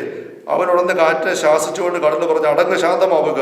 പിന്നെ ചോദിക്കുക 40-ാം വാക്യം, നിങ്ങൾ ഭയപ്പെടുന്നത് എന്ത്? നിങ്ങൾക്ക് വിശ്വാസമില്ലേ? അപ്പൊ ഭയവും വിശ്വാസമില്ലായ്മയുമായിട്ട് ബന്ധമുണ്ട്. വിശ്വാസം അവിശ്വാസത്തിലായിരിക്കുക, അങ്ങനൊരു പാപം. ആ രീതിയിലുള്ള ഒരു പാപത്തിന്റെ ഫലമാണ് ഈ ഭയം, ഉത്കണ്ഠ, ആകുലത കയറുക. അപ്പം നമ്മൾ പാപങ്ങളെല്ലാം ഒഴിവാക്കണം മാത്രമായില്ല. നമ്മൾ ഇന്നലെ കണ്ട ഉദാഹരണത്തിലേക്ക് ഒരു ചിന്ത വെച്ചു. ധൂർത്തപുത്രൻ പന്നിക്കൂട് വിട്ട് എണീറ്റ് അപ്പൻ്റെ അടുത്തേക്ക് വന്നു, പാപയേറ്റം പറഞ്ഞു, അപ്പൻ ക്ഷമിച്ചു, സ്വീകരിച്ചു, ഒപ്പം വരുത്തി വരുന്നാണ് സംഗീതമാണ് ഇന്നലെ കണ്ടു നമ്മൾ. അങ്ങനെ സംഗീതം ആയതുകൊണ്ട് മാത്രം മോൻ സന്തോഷത്തിലേക്ക് വരണമെന്നില്ല. അവൻ്റെ ഉള്ളിൽ കുറേ വിഷമങ്ങൾ കിടക്കുകയാണ്. ഇന്നലെ ഉദാഹരണം പറഞ്ഞില്ലേ, പന്നിക്കൂട്ടി പോയല്ലോ, കെട്ട സാധനം തിന്നാൻ നോക്കി ഇത്ര ഉണ്ടായിട്ട് ഇത്ര നല്ല അപ്പനെ ഉപേക്ഷിച്ചില്ല. അങ്ങനെയുള്ള അസ്വസ്ഥതകൾ കയറി വരുമ്പം അവനോട് എൻജോയ് ചെയ്യാൻ പറ്റുന്നില്ല. അപ്പം നമ്മുടെ ജീവിതത്തിലേക്ക് ഈ ആകുലതകളോ ഉത്കണ്ഠകളോ കയറി വരുന്നതിന് നമുക്ക് ഒഴിവാക്കാൻ സാധിക്കണം. അത് പറയുമ്പോൾ നമുക്ക് എളുപ്പം കേൾക്കുമ്പോൾ തിരിയും. പക്ഷേ നമ്മൾ ചിന്തിക്കുക വെച്ചാൽ എങ്ങനെ സാധിക്കാനാണ്? എന്തുമാത്രം പ്രശ്നങ്ങളാണ് നമുക്ക് ഓരോരുത്തർക്കും, എന്തുമാത്രം പ്രശ്നങ്ങളുണ്ട്. പറഞ്ഞാൽ തീരെയല്ലാത്ത പോലെ, എഴുതിയാൽ അന്തം വരിയല്ലാത്ത പോലെയുള്ള പ്രശ്നങ്ങൾ, ബുദ്ധിമുട്ട്, ഞെരുക്കങ്ങളൊക്കെ നമുക്ക് എല്ലാവർക്കും ഉണ്ട്. എങ്കിലും വചനം പറയുന്നത് നമ്മൾ ആകുലപ്പെടാൻ പാടില്ലെന്നാണ്. അപ്പോൾ വചനം അങ്ങനെ പറയുന്നത് ദൈവത്തിൻ്റെ മനസ്സാണത്. ദൈവത്തിൻ്റെ മനസ്സാണെങ്കിൽ നമുക്ക് ഈ ആകുലതകളെ മറികടന്ന് പോകാനുള്ള മാർഗം തമ്പുരാൻ നമ്മുടെ മുമ്പിൽ വെച്ച് തരുന്നുണ്ട്. അതെന്താ നമുക്ക് ശ്രദ്ധിക്കേണ്ട ആവശ്യമുണ്ട്.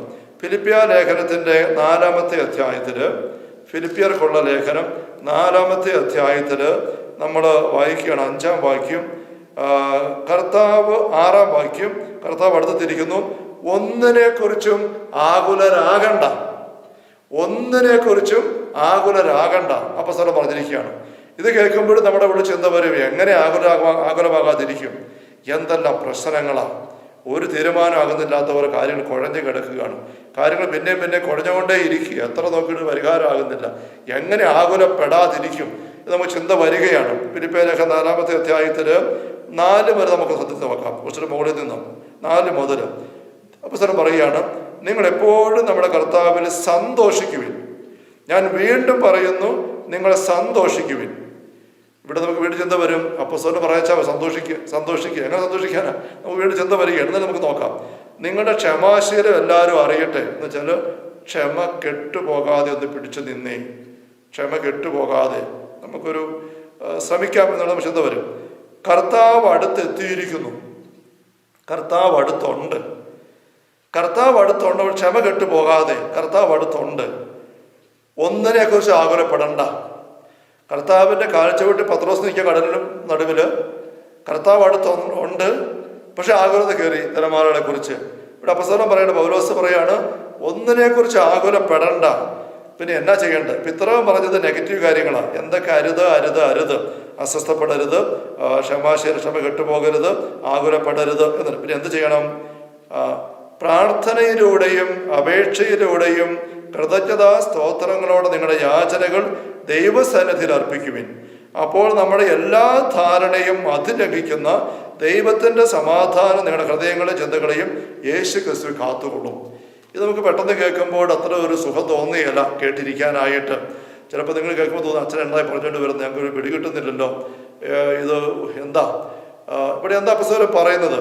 ഞാൻ ഒരിക്കൽ നമ്മുടെ സഹബഹുമാനപ്പെട്ട നായിക്കം പരമ്പര അച്ഛനുമായിട്ട് ഇങ്ങനെ ഒരിക്കൽ സംസാരിച്ചിരിക്കുമ്പോൾ അച്ഛനോട് പല കാര്യം പറഞ്ഞിരിക്കുമ്പോൾ അച്ഛൻ പറഞ്ഞ പല കാര്യം എനിക്ക് വളരെ കരുത്തായിരുന്നു. അച്ഛൻ പറഞ്ഞ ഒരു കാര്യം എന്നെ ഒത്തിരി സ്പർശിച്ചതും എൻ്റെ ജീവിതത്തിൽ ആകമാനം ഒരുപാട് എന്നെ സഹായിച്ചു വളർത്തിയതുമായൊരു കാര്യമുണ്ട്. അതായത് അച്ഛൻ എന്ന് പറഞ്ഞു, സ്തുതിക്കുന്നതിനെ കുറിച്ചാണ്, സ്തുതിപ്പ് പ്രാർത്ഥന. അച്ഛൻ പറഞ്ഞു, എല്ലാ ദിവസവും 1/2 മണിക്കൂർ സമയം തമ്പുരാൻ്റെ മുമ്പിൽ കരങ്ങൾ ഉയർത്തി ദൈവത്തിന് സ്തോത്രം പറയാൻ, അച്ഛൻ്റെ പ്രത്യേക ടെർമിനൽ സ്തോത്രം അച്ഛൻ ഉപയോഗിക്കുന്നത് പറയാം, സ്തോത്രം പറയാൻ നിനക്ക് സമയം കണ്ടെത്താൻ പറ്റുമെങ്കിൽ, മനസ്സുണ്ടെങ്കിൽ നിന്റെ ഭാരമെല്ലാം തമ്പുരാൻ ഏറ്റെടുക്കും. നീ ഭാരമില്ലാതെ നിന്റെ ജീവിത ഉത്തരവാദിത്തങ്ങളും കർത്തവ്യങ്ങളും നിർവഹിച്ചുകൊണ്ട് മുന്നോട്ട് പോകും. അതേസമയം തമ്പുരാന്റെ പക്കലേക്ക് വന്ന് കരങ്ങൾ ഉയർത്തി അവിടത്തേക്ക് സ്തുതി പറയാൻ, സ്തോത്രം പറയാൻ നിനക്ക് സമയം കണ്ടെത്താൻ പറ്റുന്നില്ല, മനസ്സുമില്ല, പരിശ്രമമില്ലാതെയാണ് നീ ഓടി അറിഞ്ഞ് നടക്കുന്നതെങ്കിൽ നീ ഭാരപ്പെട്ട് നടക്കും. പണികൾ കുറെ ചെയ്തുകൊണ്ടിരിക്കും, പല കാര്യം നടത്തിയെന്ന് വരും, പക്ഷെ നീ ഭാരപ്പെട്ട് വല്ലാണ്ടായി പോകും. നമ്മളൊരു പറയില്ല, ഭാരവാഹികൾ, നമ്മളെല്ലാം ഭാരവാഹികളാണ്. കുടുംബത്തിൻ്റെ ഭാരം, സാമ്പത്തിക ഭാരം, മക്കളുടെ ഭാരം, കുടുംബാംഗ ചിലരുടെ ദുർനടപ്പിൻ്റെ ഭാരം, ഉത്തരവാദിത്തമില്ലായ്മയുടെ ഭാരം, പിന്നെ നമ്മുടെ തന്നെ ബലഹീനതകളുടെ ഭാരം, നമ്മുടെ തന്നെ കുരുത്തക്കേടുകളുടെയും പാപങ്ങളുടെയും ഭാരം, അങ്ങനെ എന്തെല്ലാം ഭാരങ്ങളാണ്, കടങ്ങളുടെ ഭാരം. ഇങ്ങനെയുള്ള ഭാരങ്ങൾ വഹിച്ച് നമ്മൾ സംഘടനയുടെ ഭാരവാഹികൾ മാത്രമല്ല, നമ്മളെല്ലാ ജീവിതത്തിലും ഇങ്ങനെ ഭാരം വഹിക്കുന്നവരാ. ഭാരം വഹിച്ച് തളർന്ന് എണീക്കാൻ പോലും പറ്റാതെ നമ്മളിങ്ങനെ പോകുമ്പം നൈകുറിച്ചും പറയുന്നത് കാര്യം അത് വചനത്തിൻ്റെ ആഴമുള്ള കാര്യമാണ് അച്ഛനെ പറയുന്നത്. ഒരമണിക്കൂർ തമ്പുരാന്റെ പക്കൽ ഈ കരം ഉയർത്തി അവിടത്തേക്ക് സ്തോത്രം പറഞ്ഞേ. ഈ സ്തോത്രം പറയുക, സ്തുതിക്കുക എന്നൊക്കെ പറയുന്നത് ദൈവത്തിൻ്റെ നന്മ കാണുമ്പോഴല്ലേ, ദൈവത്തിൻ്റെ അനുഗ്രഹം കിട്ടുമ്പോഴല്ലേ സ്തുതിക്കുന്നത്. ബൈബിളിലേക്ക് നമ്മൾ നോക്കുമ്പം എന്തുമാത്രം സംഭവങ്ങളാ. എലിസബത്ത് മറിയത്തെ പ്രകീർത്തിച്ചുകൊണ്ട് എൻ്റെ കർത്താവിൻ്റെ അമ്മ എൻ്റെ അടുക്കൽ വന്നു, എനിക്ക് എവിടുന്ന് ഭാഗ്യം എന്തെങ്കിലും പറയുമ്പോൾ മാതാവ് എൻ്റെ ആത്മാവ് കർത്താവിൽ ആനന്ദിക്കുന്നത് സ്തുതിക്കുകയാണ്. ഇടയന്മാർ ഇടമക്കൽ മാലാഖമാർ ഇവരും മംഗളവാർത്തയും ഈശോയുടെ ജനവാർത്ത അറിയിക്കുമ്പോൾ മാലാഖമാർ സ്തുതിക്കുകയാണ്. ഇടയന്മാർ അത് കേട്ടുകൊണ്ട് ബദരിഹമിൽ ചെന്ന് ഉണ്ണിയും അമ്മയും എല്ലാം കണ്ടു. തിരിച്ചു പോകുമ്പോൾ അവർ സ്തുതിച്ചു. തങ്ങൾ കണ്ടത് കേട്ടതുമായ എല്ലാ കാര്യങ്ങളെക്കുറിച്ച് ദൈവത്തെ സ്തുതിച്ചുകൊണ്ട് തിരിച്ചുപോയി. ലൂക്കാ 2:20 വാക്യം. അങ്ങനെ നമ്മൾ തലവാത രോഗി 4 പേരെ എടുത്തുകൊണ്ടുവന്ന് പേരുടെ മുകളിൽ കൂടെ പൊളിച്ചിട്ട് താഴേക്ക് ഇറക്കി അവരെ ഈശോ ആ മനുഷ്യനെ സുഖപ്പെടുത്തി. അത് കണ്ടപ്പോൾ അവന് എണീറ്റ് ദൈവത്തെ സ്തുതിച്ചുകൊണ്ട് തിരിച്ചുപോയി. ഇത് കണ്ടവരെല്ലാം ദൈവത്തെ മഹത്വപ്പെടുത്തി. നായില്ല വിധവയുടെ പുത്രനെ ഈശോ ഉയർപ്പിക്കുമ്പോൾ എല്ലാവരും ദൈവത്തെ സ്തുതിച്ചു. അങ്ങനെ ദൈവത്തിൻ്റെ അനുഗ്രഹം കിട്ടുന്നവരെല്ലാവരും ദൈവത്തെ സ്തുതിക്കുന്നുണ്ട്. സ്തുതിക്കാതിരിക്കാൻ പറ്റുന്നില്ല അവർക്ക്. ദൈവമേ നന്ദി, സ്തുതി, ആൾക്കൂട്ടെല്ലാം സ്തുതിക്കുകയാണ്. അങ്ങനെ എന്തെങ്കിലും നന്മകൾ കാണുമ്പോഴല്ലേ ദൈവത്തെ സ്തുതിക്കുന്നത്. ദൈവത്തിൻ്റെ നന്മകൾ അനുഭവിക്കുമ്പോൾ സന്തോഷം കൊണ്ടല്ല ദൈവത്തെ സ്തുതിക്കുന്നത്. നമുക്ക് പെട്ടെന്ന് ചിന്ത ഇതാണ്. ഇത് 100% ശരിയാണ്. വചനത്തിൽ എന്തുമാത്രം അനുഭവങ്ങളാണ് കിടക്കുന്നത്. ദൈവത്തിൻ്റെ നന്മയും സ്നേഹവും അനുഗ്രഹവും പ്രാപിക്കുന്നവരൊക്കെ ദൈവത്തെ സ്തുതിക്കുന്നു. ഇത് ഈ സ്തുതി പ്രാർത്ഥനയുടെ ഒരു വശമാണ്. ദൈവ അനുഭവത്തിൻ്റെ അടയാളമായിട്ട്, അല്ലെ ദൈവരാജ്യ അനുഭവത്തിലേക്ക് ഒരു വ്യക്തി തുറക്കപ്പെടുമ്പോൾ, കടന്നു വരുമ്പോൾ അതിൻ്റെ ഒരു അടയാളമായിട്ടൊരു വ്യക്തിയിൽ അറിയാതെ ഉയരുന്ന, അല്ലെങ്കിൽ അറിഞ്ഞുകൊണ്ട് ഉയരേണ്ട ഒരു കാര്യമാണ് ദൈവമേ നന്ദി, സ്തുതി എന്നുള്ളത്. അതോടൊപ്പം തന്നെ സ്നേഹമുള്ളവരെ, ഈ സ്തുതിപ്പ് സ്തോത്രഗീതം എന്ന് പറയുന്നത് ഒരു ആത്മീയ ആയുധവും കൂടിയാണ്. ആത്മീയ ആയുധങ്ങൾ നമ്മൾ ഉപയോഗിക്കുന്നത് നിശ്ചയദാർഢ്യത്തോടു കൂടിയാണ്. കോടാലി കൊണ്ട് വിറൽ കീറുന്ന വ്യക്തി, അല്ലെ മരം വെട്ടുന്ന വ്യക്തി എങ്ങനെയാണ് കോടാലി കൊണ്ട് മരം വെട്ടുന്നതിന് വിറക് കീറുന്നത്? ആ വിറകെ കൊണ്ട് ഈ വിറക് ഇങ്ങനെ കിടക്കുകയാണ്. വിറകെ കൊണ്ട് കോടാലി ഇങ്ങനെ വെച്ചിട്ട് ഇങ്ങനെ ഒന്ന് കൊട്ടി ഇങ്ങനെ വെച്ചുകൊണ്ടിരുന്ന വിറക് കീറിയല്ല. അല്ലെ മരത്തിൻ്റെ ചവിട്ടിൽ പോയി ഇങ്ങനെ കോടാലി കൊണ്ട് ഇങ്ങനെ ടക്ക് ഒന്ന് കൊട്ടി, ടക്ക് ഒന്ന് കൊത്തി, ഇങ്ങനെ ഇരുന്നാലും മരം മറിഞ്ഞ് വീടില്ല. പിന്നെ എന്താ, വിറക് നേരെ വെച്ചിട്ട് ഈ കോടാലി എടുത്തിട്ട് ആഞ്ഞ് സർവശക്തി എടുത്ത് വെട്ടിയെങ്കിലേ ഈ വിറക് മുറിഞ്ഞിറങ്ങിയത് കീറുള്ളൂ.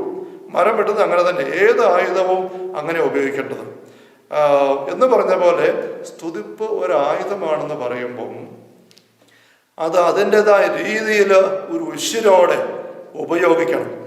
നമുക്ക് അവിടെ ഉപയോഗിക്കാൻ തുടങ്ങുമ്പോൾ അനുഭവമൊന്നുമില്ല.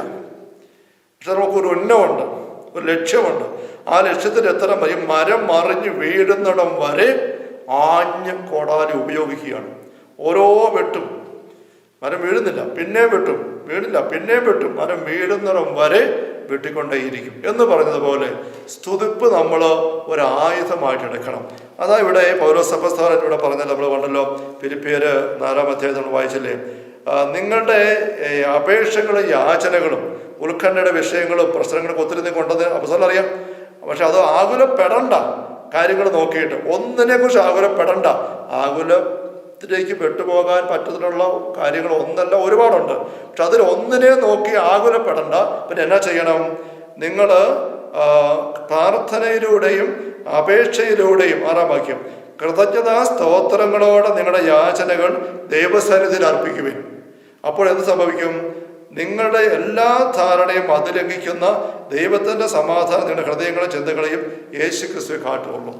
അങ്ങനെ ഒരു സകല വിഷയങ്ങളും പ്രശ്നങ്ങളും കൃതജ്ഞതാ സ്തോത്രങ്ങളോടെ സമർപ്പിച്ചുകൊണ്ട് സമയം ചെലവഴിക്കുക.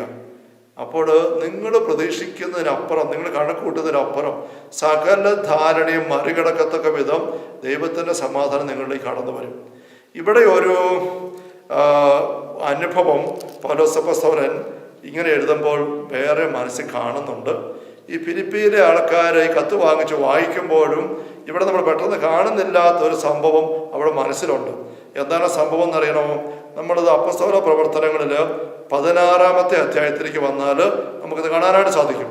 അപ്പസ്തോല പ്രവർത്തനം 16-ാമത്തെ അധ്യായത്തിൽ 11 മുതലുള്ള തിരുവചനങ്ങളിലാണ് നമ്മൾ ഈ വിവരണം കാണുന്നത്, അതിൻ്റെ പശ്ചാത്തലം കാണുന്നത്. അപ്പസ്തോല പ്രവർത്തനം 16-11 മുതൽ അവിടെ 12-ാം വാക്യത്തിൽ പറയുകയാണ്, പൗലോസ് അപ്പസ്തോലനും സീലാസും കൂടെ ഫിലിപ്പിയിലെത്തുന്നു. ഫിലിപ്പി എന്ന് പറയുന്നത് റോമ നഗരമാണ്. ആദ്യമായിട്ട് അപ്പസ്തോലൻ അവിടെ എത്തുന്നത്.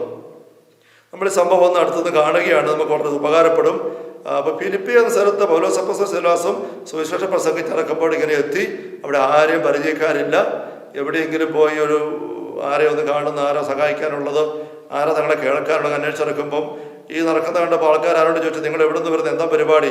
അപ്പോൾ ഞങ്ങളിങ്ങനെ ഈ ദൈവത്തിൻ്റെ കാര്യം പറയാമെന്നൊക്കെ പറഞ്ഞു. അപ്പോൾ അത് കേട്ട കടക്കാരുണ്ട്, വഴിവക്കരാരോട് പറഞ്ഞു, ഈ ദൈവത്തിൻ്റെ കാര്യം പ്രാർത്ഥനയ്ക്കുന്നുണ്ട്. ഈ അവിടെ ആ നദീതീരത്ത് ഒരു വീട്ടിൽ അവിടെ കുറച്ച് ആൾക്കാർ കൂടി പ്രാർത്ഥിക്കുന്നുണ്ട്. നിങ്ങൾ വേണേൽ അവിടെ ചെല്ലും, ദൈവത്തിൻ്റെ കാര്യങ്ങൾക്ക് അവർക്ക് താല്പര്യം കാണും. അങ്ങനെ പൗലോസ് സീലാസ് അവിടെ ചെന്നു. അവിടെ വീട്ടിൽ ചെന്നപ്പോൾ അവിടെ കുറേ സ്ത്രീകളിരുന്ന് പ്രാർത്ഥിക്കുന്നുണ്ട്. അവിടെ ചെന്ന് കയറി. അവിടെ ചെന്നിട്ട് പൗലോസ് അപ്പോസ്തലനും സീലാസും കൂടെ തമ്മിലുള്ള കാര്യം പറഞ്ഞു. അപ്പോൾ ആ കൂട്ടത്തിൽ ലീദിയ എന്ന പേരായ 14-ാം വാക്യം, തിയത്തീര പട്ടത്തിൽ നിന്ന് വന്ന പട്ടുവിൽപ്പനക്കാരിയും ദൈവഭക്തിയുമായ ലീദിയ എന്ന സ്ത്രീ ഉണ്ടായിരുന്നു. പൗലോസ് പറഞ്ഞ കാര്യങ്ങൾ സ്വീകരിക്കാൻ കർത്താവിടെ ഹൃദയം തുറന്നു. കുടുംബസമേതം ജ്ഞാനസ്നാനം സ്വീകരിച്ച അവൾ ഞങ്ങളോട് പറഞ്ഞു, കർത്താവിൽ വിശ്വസിക്കുന്നവളായി എന്നെ നിങ്ങൾ ഗണിക്കുന്നെങ്കിൽ ഇന്ന് എൻ്റെ ഭവനത്തിൽ വന്ന് താമസിക്കാൻ ഞങ്ങൾ അപേക്ഷിക്കുന്നു. ഞങ്ങൾ അവൾക്ക് വഴങ്ങി സന്തോഷത്തോടെ. കാരണം എന്താ? അവിടെ ആരെയും പരിചയമില്ല, ആരും അറിയുന്നവരില്ല, കയറി കിടക്കാൻ ഒരു വീടില്ല, ഒരു ഭക്ഷണം കിട്ടാൻ മാർഗമില്ല, ഇവർ അതിന് നടക്കുന്നവരാ. അപ്പോൾ ഒരു വീട് ആദ്യം തമ്മിൽ തന്നു. ഈ ലീദിയ ആ നാട്ടുകാരിയല്ല, തീരക്കാരാണ്, പട്ടുവിൽപ്പനയ്ക്കൂടെ വന്നതാണ്. ഭർത്താവും മക്കളും അവിടെയുണ്ട്. ഇവരെ നേരെ കൂട്ടിക്കൊണ്ട് പോയി വീട്ടിൽ ചെന്നു. എന്നിട്ട് വചനം കേട്ടു. അവർ ജ്ഞാനസ്നാനം സ്വീകരിച്ചു. കുടുംബസമേതം കുഞ്ഞുങ്ങളെല്ലാം കൂടെ മാമോസം മുങ്ങുകയാണ്. അപ്പോൾ അവർക്ക് താമസിക്കാൻ വീട് കിട്ടി. തമ്പുരാന്റെ വലിയ അനുഗ്രഹം. അങ്ങനെ ശുശ്രൂഷ ഫിലിപ്പിയിൽ പയ്യെ ആരംഭിക്കുകയാണ്. പിന്നെ അടുത്ത വാക്യം പറയാം, 16-ാം വാക്യം, ഞങ്ങൾ പ്രാർത്ഥനാ കേന്ദ്രത്തിലേക്ക് പോകുമ്പോൾ, അപ്പോൾ ഇവിടെ താമസിച്ചുകൊണ്ട് ശുശ്രൂഷ മുന്നോട്ട് നീങ്ങുകയാണ്. പ്രാർത്ഥനാ കേന്ദ്രത്തിൽ വന്നുകൂടിയ സ്ത്രീകൾ പലരുണ്ട്. അവർ ഇന്നും വരും, പിറ്റേ ദിവസം വരും, അങ്ങോട്ട് ചെല്ലുകയാണ്. അങ്ങനെ പോകുന്ന വഴിക്ക് സംഭവം ഉണ്ടാകും, നമ്മൾ കാണുന്നുണ്ട്. ഭാവി ഫലം പ്രവചിക്കുന്ന ആത്മാവ് ബാധിച്ചൊരു അടിമ പെൺകുട്ടി ആ നഗരത്തിൽ ഒരു മനുഷ്യൻ്റെ അടിമയായിട്ടുണ്ട്. അവിടെ ഒരു പൈശാചിക അരൂപിയുണ്ട്. ഈ അരൂപിക്ക് ഇങ്ങനെ ഒരു വ്യക്തിയെ കാണുമ്പോൾ ഭാവി കാര്യങ്ങൾ പറയാൻ പറ്റും, മറഞ്ഞിരിക്കുന്ന കാര്യങ്ങൾ വെളിപ്പെടുത്താൻ പറ്റും. അത് പൈശാചിക അരൂപികളുടെ ഒരു സിദ്ധിയാണെന്നുള്ളത് നമ്മൾ മനസ്സിൽ കുറിച്ച് വെച്ചിരിക്കണം. നമ്മൾ എവിടെയെങ്കിലുമൊക്കെ ചിലപ്പോഴൊക്കെ ആൾക്കാർ പല വിഷയങ്ങളൊക്കെ ആയിട്ട് വരുമ്പോൾ പറയും, അച്ഛാ ഞങ്ങൾ പ്രശ്നങ്ങൾ കാരണം ചില സ്ഥലങ്ങളിലൊക്കെ പോയി, അങ്ങനെ ചെന്ന് കഴിഞ്ഞ് കുറച്ച് കാര്യമൊക്കെ പെട്ടെന്ന് ഭംഗിയായിട്ടൊക്കെ നടന്നു വന്നു. പക്ഷെ പിന്നെ കാര്യങ്ങൾ വല്ലാണ്ട് കുഴഞ്ഞു. അച്ഛാ ഇപ്പം ഞങ്ങൾക്ക് എന്താ കാണിക്കുന്നത് അറിഞ്ഞൂടെ, അങ്ങനെ ഇങ്ങോട്ട് വന്നിരിക്കുന്നത്. പക്ഷേ എവിടെയാണ് പോയത്? അച്ഛാ ഇന്ന സ്ഥലത്ത് ഇങ്ങനെ ആളാ. ഞാൻ പറഞ്ഞു അങ്ങനെ പോകരുത്, കാരണം അവിടെ ചെന്ന് കഴിഞ്ഞാൽ ദൈവത്തിൻ്റെ ആത്മാവാണെന്ന് എങ്ങനെ അറിയും? എൻ്റെ അച്ഛാ ദൈവത്തിൻ്റെ ആത്മാവ് തന്നെ, അതെങ്ങനെ നിങ്ങൾക്ക് ഉറപ്പല്ല? എന്നു വെച്ചാൽ ഒന്ന് അവിടെ ചെന്നപ്പോൾ അവിടെ നമ്മുടെ വിശുദ്ധ മിഖാൽമാലാഖായും ഗീവർഗീസുവിനൊക്കെ പടം വെച്ചിട്ടുണ്ട്, കുരിശുരൂപമൊക്കെ ഉണ്ട്, ബൈബിളൊക്കെ ഇരിപ്പുണ്ട്. അങ്ങനെ പ്രാർത്ഥിക്കുന്ന ഒരു മനുഷ്യനല്ല, ഒരു സ്ത്രീയാണ്. മാത്രമല്ല വെച്ചാൽ ഞങ്ങൾ ചെന്ന് കയറിയപ്പോഴേ, ഞങ്ങളങ്ങ് ഇരുന്നപ്പോഴേ ഞങ്ങളുടെ വീട്ടിലുള്ള ആൾക്കാരുടെ എല്ലാം പേര് ഇങ്ങോട്ട് പറഞ്ഞു. വെച്ചാൽ പേര് ഇങ്ങോട്ട് പറഞ്ഞു എന്ന് മാത്രമല്ല, ഞങ്ങൾ അങ്ങോട്ട് പറയുന്ന കാര്യങ്ങൾ ഇങ്ങോട്ട് തിരിച്ചു ചോദിച്ചു. അച്ഛാ അതുകൊണ്ട് ഞങ്ങൾക്ക് യാതൊരു സംശയമില്ല, തമ്പുരാൻ്റെ ആൾക്കാർ തന്നെ അവർ. അതുകൊണ്ട് ഞങ്ങൾ പിന്നെയാണ് പോയത്. പക്ഷെ ഇപ്പം ഞങ്ങൾ ആപ്പടെ കുഴച്ചില്ല. സ്നേഹമുള്ള സഹോദരങ്ങളെ, ഇങ്ങനെ നമ്മുടെ വീട്ടിലുള്ളവരെല്ലാം പേര് കൃത്യം പറഞ്ഞു. നമ്മുടെ പ്രശ്നങ്ങൾ അവർ ഇങ്ങോട്ട് ആദ്യം തന്നെ പറഞ്ഞു കേൾപ്പിച്ചു. അല്ലെങ്കിൽ വീടിൻ്റെ കാര്യം, വീടിൻ്റെ ഇങ്ങനെയല്ല നിങ്ങളുടെ വീട് ഷേപ്പിരിക്കുന്നത്, വീടിൻ്റെ ഇന്ന ഭാഗത്തൊരു കിണറില്ലേ, ഇന്ന ഭാഗത്തൊരു മരമില്ലേ, ഇങ്ങനത്തെ കാര്യങ്ങളൊക്കെ ഇങ്ങനെ പല കൃത്യമായ കാര്യങ്ങൾ നമ്മൾ പറഞ്ഞു തരുന്ന ആൾക്കാരെ എല്ലാം വിശ്വസിക്കരുത്. എന്തെന്നറിയാമോ? പൈശാചിക അരൂപികൾക്കും ഇങ്ങനത്തെ കാര്യങ്ങൾ വെളിപ്പെടുത്താനായിട്ട് സാധിക്കും. നമ്മളത് ബൈബിൾ ആവർത്തിച്ച് കാണുന്ന ഒരു പരാമർശനമാണ്. നമ്മളിപ്പോൾ അതിലേക്ക് പോകാൻ നമുക്ക് സമയം കൊണ്ടില്ല എങ്കിലും വിശദം അതിലേക്ക് കൊണ്ടുവന്നുകൊണ്ട് നമ്മളതിൻ്റെ അത്യാവശ്യ ഒരു കാര്യം ഒന്ന് സൂചിപ്പിച്ച് വ്യക്തത വരുത്തിയിട്ട് നമുക്കൊന്ന് പെട്ടെന്ന് നീങ്ങാം. മർക്കോസിൻ്റെ സുവിശേഷത്തിൽ 1-ാമത്തെ അധ്യായത്തിൽ 23-24 വാക്യങ്ങളിൽ ഈശോ ഖബർനാമിലെ സിനഗോഗിൽ പ്രാർത്ഥിക്കാൻ ചെല്ലുമ്പോൾ പഠിപ്പിച്ചുകൊണ്ടിരിക്കുമ്പോൾ അശുദ്ധാത്മാവ് ബാധിച്ചൊരു വ്യക്തി ഉണ്ടായിരുന്നു.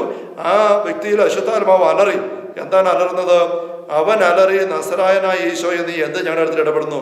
ഞങ്ങളെ നശിപ്പിക്കാനാണ് നീ വന്നിരിക്കുന്നത്. നീ ആരാണെന്ന് എനിക്കറിയാം, ദൈവത്തിൻ്റെ പരിശുദ്ധൻ.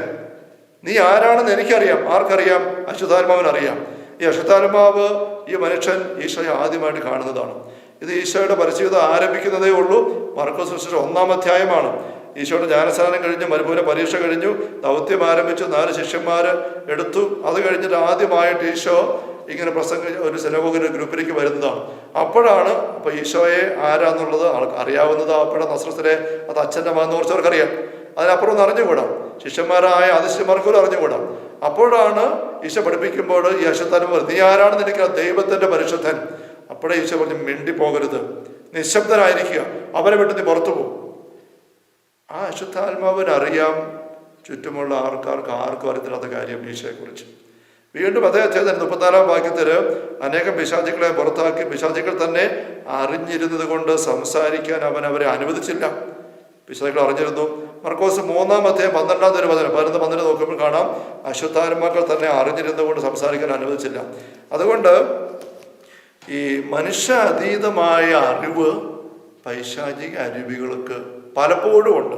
എല്ലാം അറിയാമെന്നല്ല. പരിശുദ്ധാത്മാവാണ് സർവജ്ഞാനി. പരിശുദ്ധാത്മാവിന് എല്ലാ കാര്യവും അറിയാം. പൈശാചിക ആത്മാവിന് അവിടെ ഇവിടെ കുറേ കാര്യങ്ങൾക്ക് അറിയാൻ സാധിക്കും, അത്രയേ ഉള്ളൂ. പക്ഷെ മനുഷ്യർക്ക് ഉള്ള പരിമിതികൾ, സമയത്തിൻ്റെയും സ്ഥലത്തിൻ്റെയും പരിമിതി മനുഷ്യർക്കുണ്ട്. ഈ അരൂപികൾക്ക് സമയത്തിൻ്റെ പരിമിതിയില്ല, സ്ഥലത്തിൻ്റെ പരിമിതിയില്ല. ഈശോ അരൂപിയായി കഴിഞ്ഞപ്പോൾ, ഉദ്ധാനം ചെയ്ത് കഴിഞ്ഞപ്പോൾ കഥകൾ അടച്ചിരിക്കെ ഭിത്തിയിലൂടെ കടന്നു വന്ന് സംസാരിച്ചു. സ്ഥലത്തിൻ്റെ വസ്തുവിൻ്റെ അരൂപിക്ക് അത് തടസ്സമല്ല, അപ്പുറം കടന്നു പോകാനായിട്ട് പറ്റും. ഒരു യാഥാർത്ഥ്യം ഉണ്ട്. അതുപോലെ തന്നെ നമുക്ക് നാളത്തെ കാര്യം നമുക്ക് അറിയത്തില്ല. പക്ഷേ അരൂപിക്ക് സമയത്തിൻ്റെ പരിമിതി ഇല്ലാത്തത് കൊണ്ട് ഭാവിയിലേക്ക് വേണമെങ്കിൽ നോക്കി പലതും കാണാനായിട്ട് പറ്റും. ഓജോ ബോർഡ് കളിക്കുമ്പോൾ ഓജോ ബോർഡിനകത്ത് പൈശാചികാരിയെ വിളിച്ചു വരുത്തിയിട്ട് നാളത്തെ പരീക്ഷയ്ക്ക് ഒരു ചോദ്യം എന്താണെന്ന് ചോദിച്ചറിയാനൊക്കെ നോക്കി അരൂപിയെ വിളിക്കുന്നു. ചോദ്യം അറിയാൻ വേണ്ടിയിട്ടാണ് ചോദിച്ചതെങ്കിലും വിളിച്ചു വരുത്തി ഈ അരൂപിയാണ്. വിളിക്കാതെ തന്നെ ഇടിച്ചു കയറുന്നവനാണ് പൈശാചിക അരൂപി. വിളിച്ചാൽ പിന്നെ പറയുകയും വേണ്ട.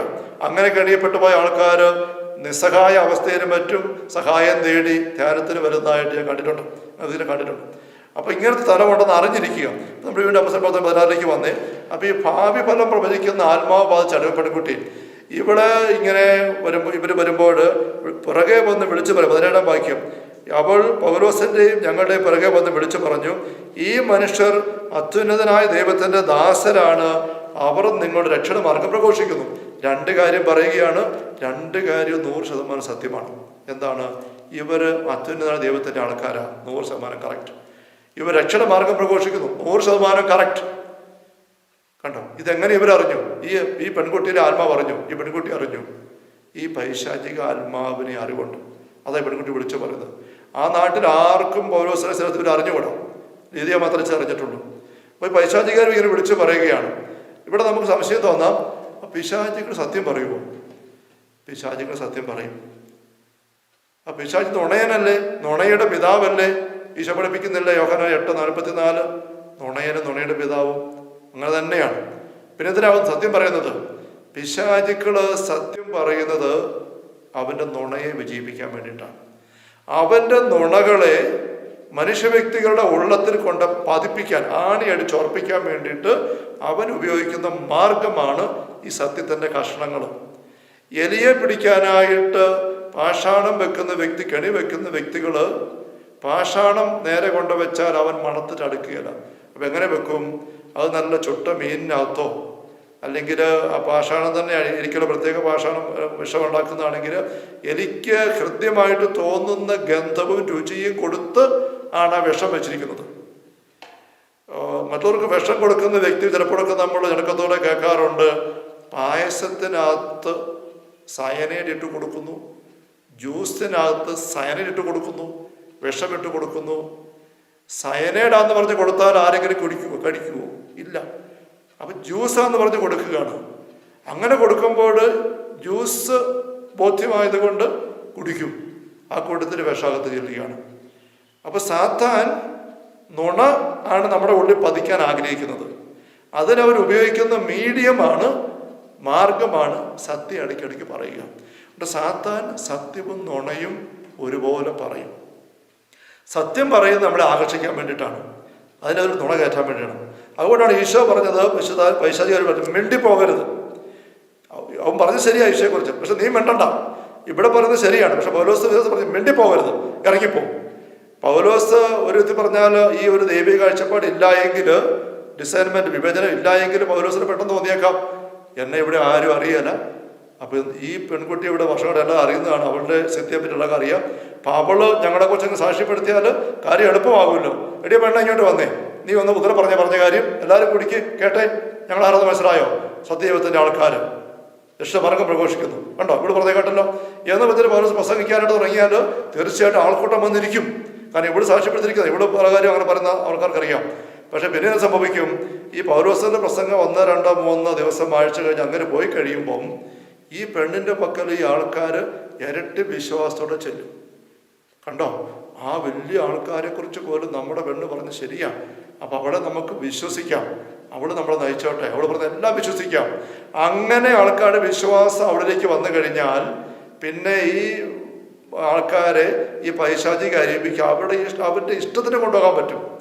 അതിനു വേണ്ടിയിട്ടാണ് അവരെ കെണി വെച്ചതാണ്. പൗലോസിന് ശിലാസിന് മുമ്പിലേക്ക് ഇറങ്ങി വന്നിട്ട് ഈ സത്യം വിളിച്ചു പറയുന്നത്. പക്ഷേ ഇത് പരിശുദ്ധാത്മാവ് ചൈതന്യങ്ങൾ പൗലോസ് അറിയാണ്ട് പറഞ്ഞു, നോ, നമ്മുടെ ലൈഫിലും ജീവിതത്തിലും ശുശ്രൂഷയിലും മേഖല നാട്ടിലും ഒക്കെ ഈ നല്ല കാര്യങ്ങൾ ചെയ്യുന്നു പറയുന്നു എന്നതിൻ്റെ പേരിൽ മാത്രം നമ്മൾ ആരുമായിട്ട് പോയി കൂട്ടുകൂടാൻ പോകരുത്. നല്ല കാര്യത്തിൽ ജീവകാരൻ്റെ പ്രവർത്തനങ്ങളൊക്കെ ചെയ്യുന്നത്, വീട് പണിത് കൊടുക്കുന്നു, സഹായങ്ങൾ ചെയ്യുന്നു, അപ്പൊ നമുക്ക് അക്കൂട്ടത്തിൽ കൂടിയേക്കാം. നമ്മൾ തമ്പുരാന്റെ ആൾക്കാർ, സഭ, ഇടവക, വികാരിച്ചൻ, അല്ലെ കമ്മിറ്റിക്കാർ, പക്ഷെ നമുക്ക് അവരുടെ കൂടത്തിൽ കൂടാം. അവർ ചീത്തയല്ല, അവർ വൃത്തികേട് കാണിക്കുന്നതല്ലേ, അവർ ദൈവത്തെ നിന്നിച്ചിറക്കുന്ന, സഭയെ പുച്ഛിക്കുന്നവരല്ലേ. അതിപ്പോ അവരിപ്പോ പുച്ഛിക്കുന്നില്ലല്ലോ, അവർ എത്രയും പണം തരാമെന്ന് പറഞ്ഞില്ലേ, നമുക്ക് ആ പണം മേടിച്ച് അവരുമായി സഹകരിച്ചാൽ ഇത്ര വീട് നമുക്ക് ഉണ്ടാക്കാൻ പറ്റത്തില്ലേ? നല്ല കാര്യമല്ലേ, ജീവകാരുണ്യമല്ലേ.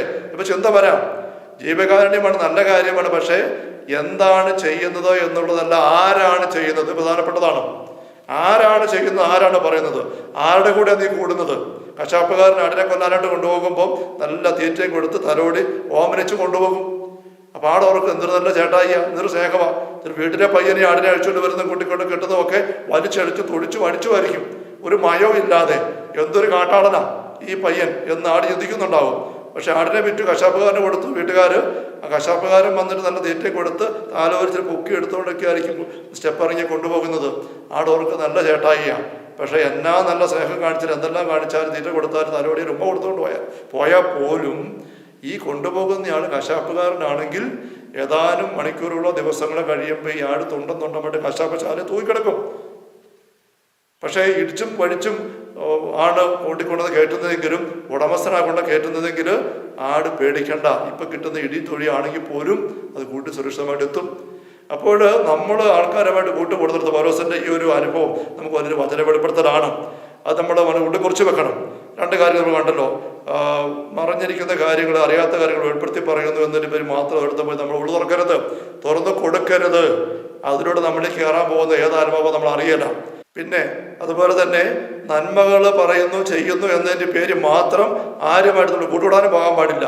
അവര് ദൈവത്തെ മഹത്വപ്പെടുത്തുന്നവരാണോ, സത്യദൈവത്തിനോട് ചേർന്ന് നിൽക്കുന്നവരാണോ, യഥാർത്ഥ ദൈവ അന്വേഷികളെങ്കിലും ആണോ എന്നുള്ള ഉറപ്പാകാതെ നമ്മൾ നീങ്ങാൻ പാടില്ല. അപ്പം നമ്മൾ ഇതിൽ ഈ വചനത്തിലേക്ക് വന്നതിൻ്റെ പശ്ചാത്തലം മറ്റൊന്നാണ്. പക്ഷെ പരിശുദ്ധാത്മാവ് നമുക്കൊരു വ്യക്തത തരുമ്പോൾ നമ്മളത് സ്വീകരിക്കുകയായിരുന്നു. നമുക്ക് ദൈവം ചില ആൾക്കാർക്ക് നല്ല ബോധ്യങ്ങൾ ഈ വിവരണത്തിൽ കിട്ടിയിട്ടുണ്ട്, ഈ വ്യാഖ്യാനം നമ്മൾ കിട്ടിയിട്ടുണ്ട്. ഇവിടെ നമ്മൾ കണ്ടുവന്ന കാര്യം ഇതാണ്, ഇങ്ങനെ പെൺകുട്ടിയിലെ ഈ ഭാവി പ്രവചിക്കുന്ന സിദ്ധി ആത്മാവ് വഴിയുള്ളത്. പൗലോസ് അപ്പോസ്തലൻ അവളെ നേരെ തിരിഞ്ഞിട്ട് യേശുവിന് നാം ഞാൻ ആവശ്യപ്പെടുന്നു അവിടുന്ന് പുറത്തു പോകാൻ എന്ന് പറയുമ്പോൾ ആ പിശാച് പുറത്തുപോയി. അതോടെ അവിടെ സിദ്ധിയെല്ലാം തീർന്നു.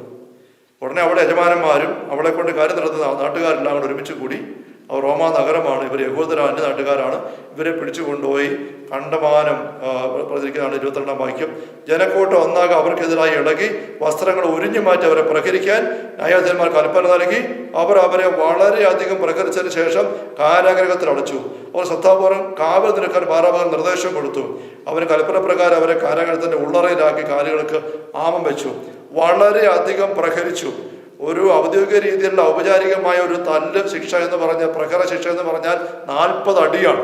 നമ്മുടെ ലാത്തി പോലെയൊക്കെയുള്ള വടിക്ക് 40 എണ്ണം എണ്ണി കൊടുക്കും. അല്ലെ 1 കുറയെ 40 എന്ന് പറയും യഹൂദരുടെ ക്രമത്തിൽ. അപ്പോൾ 40 അടി തുടർച്ചയായിട്ട് കൊടുക്കുകയാണ്. അതാണ് ഒരു നോർമൽ പ്രഹര ശിക്ഷ. ഇവിടെ അത് നോക്കുന്നില്ല, വളരെ അധികം എന്ന് വെച്ചാൽ വസ്ത്രങ്ങൾ ഉരിഞ്ഞു മാറ്റിയിട്ട് കൈ കെട്ടിയിട്ട് തുണരങ്ങൾ കെട്ടിയിട്ടിട്ട് നല്ലതുപോലെ ഇവർ അടിച്ചു.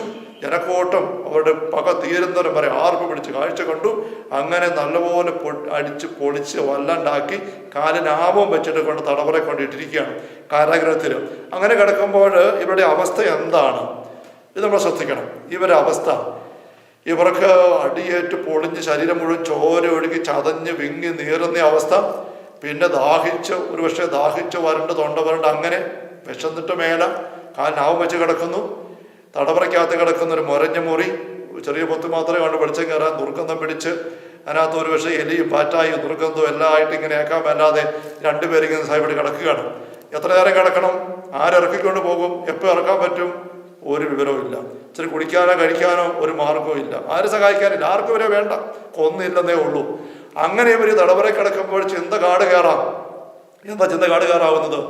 ഞരങ്ങി വിഷമിച്ച് കിടക്കുമ്പോൾ ഈ കിടക്കുന്ന ശീലാസന് വേണേ പറയാം പൗലോസിനോട്, പൗലോസെ കാര്യമൊക്കെ കൊള്ളാം, അങ്ങ് വലിയ അപ്പസ്തോലനൊക്കെയാണ്, പക്ഷേ ഈ ആ പെണ്ണിലെ ചെകുത്താനെ ഇറക്കി വിടാൻ വേണ്ടി നിങ്ങൾ എന്തിനാ പോയത്? അതിനു മുമ്പ് എന്നോടും ചോദിക്കാൻ മേലായിരുന്നു. ഞാനും ഏതായാലും കൂടുതൽ നിൽക്കുന്നൊരു ഒരു ദൈവ ശിഷ്യനാണല്ലോ, ശുശ്രൂഷകനാണല്ലോ. ഒന്ന് ചോദിച്ചിട്ട് ഇറക്കി വിട്ടായിരുന്നെങ്കിൽ ഈ അവസ്ഥ വരുമായിരുന്നു. ഇപ്പം നമ്മളിനി എന്നാ കാണിക്കും? നമ്മളെ സഹായിക്കാൻ ആരാ ഉള്ളത്?